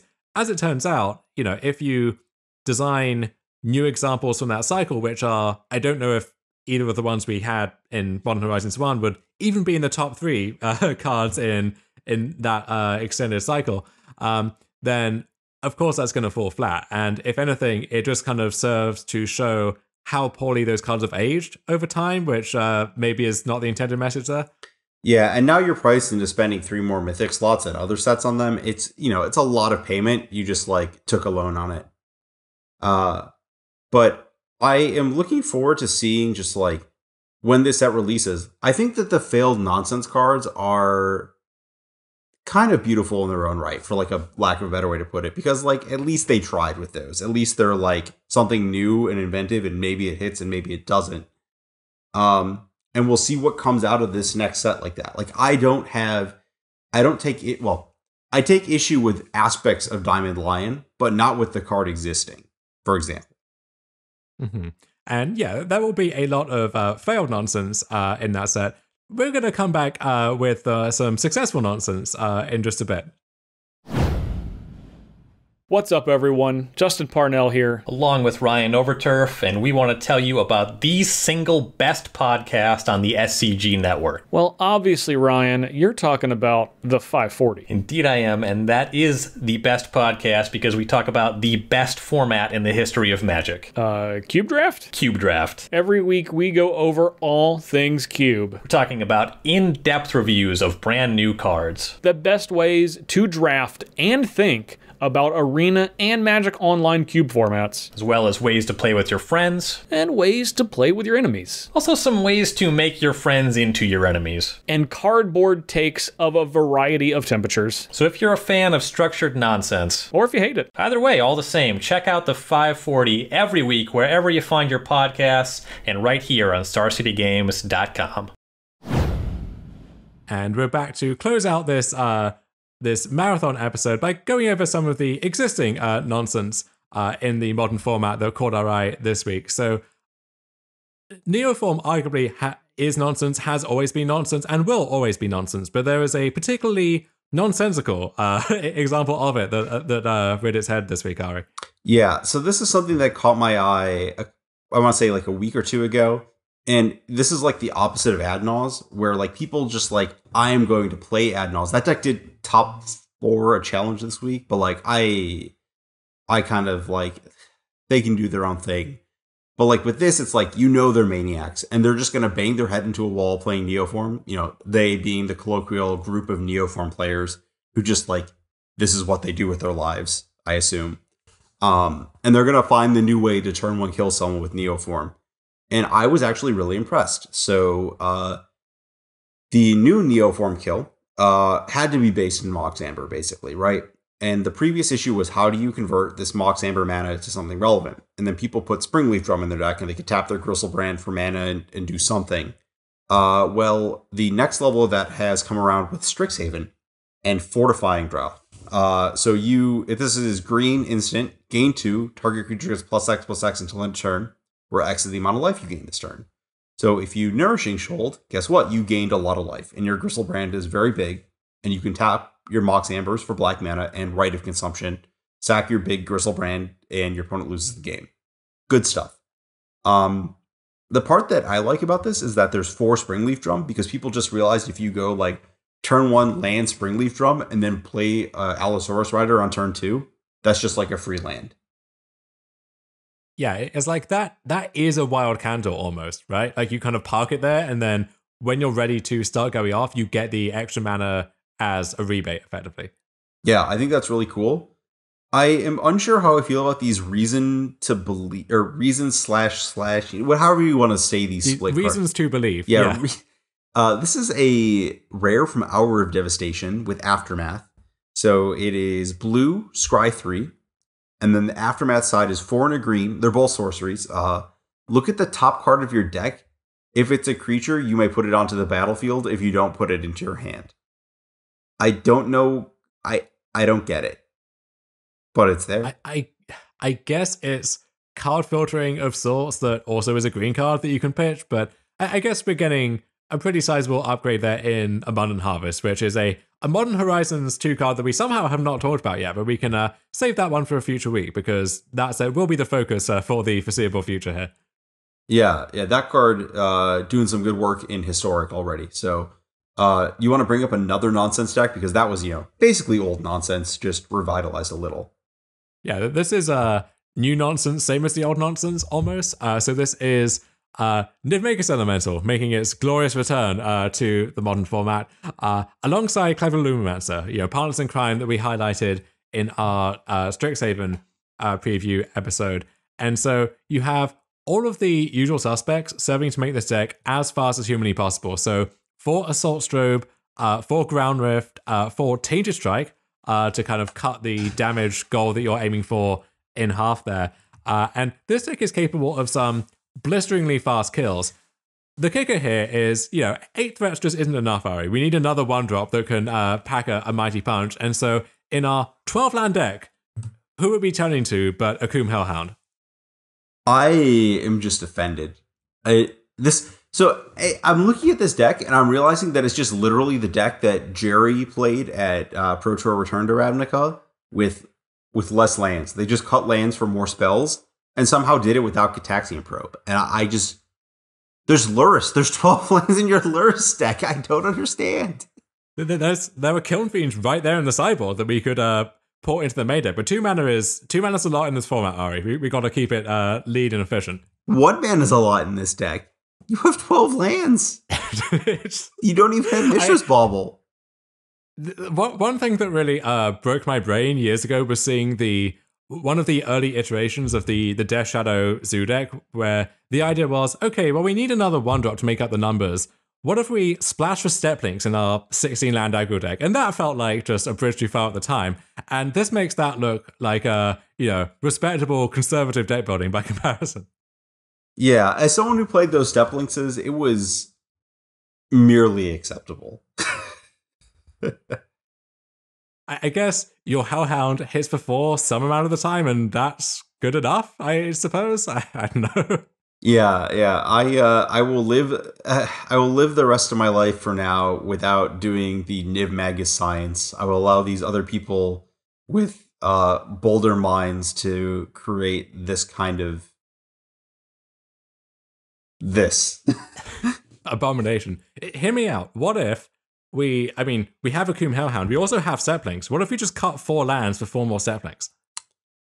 Getting there. I will say that a Coom Hellhound into so it's both Hellhound and Lumimancer do this, but if you have your 1-drop into Assault Strobe and Tainted Strike like off of fetch, your opponent's done. Yeah, that's it. Yeah, 1 hit is all you need there. Yeah. Yeah. I mean, you don't have many fetch lands, of course. That's another limiting factor, but you make do where you can. Honest question: is Niv Magus Elemental the worst 1-drop in this deck?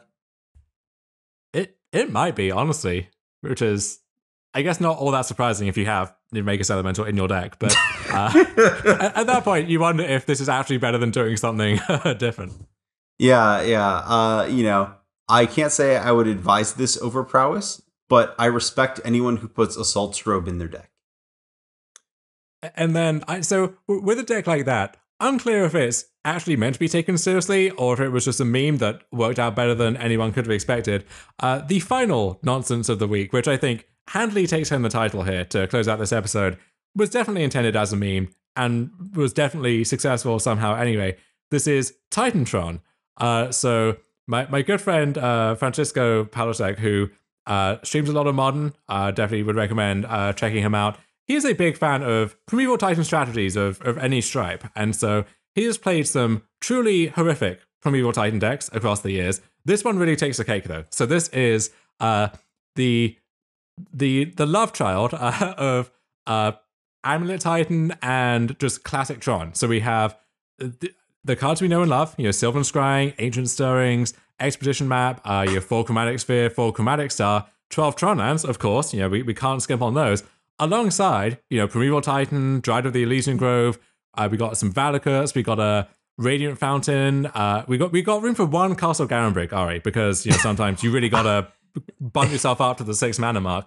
And then we've had to make some tough cuts elsewhere. So 2 Con Liberated, would love to have the full set there, but something's got to give.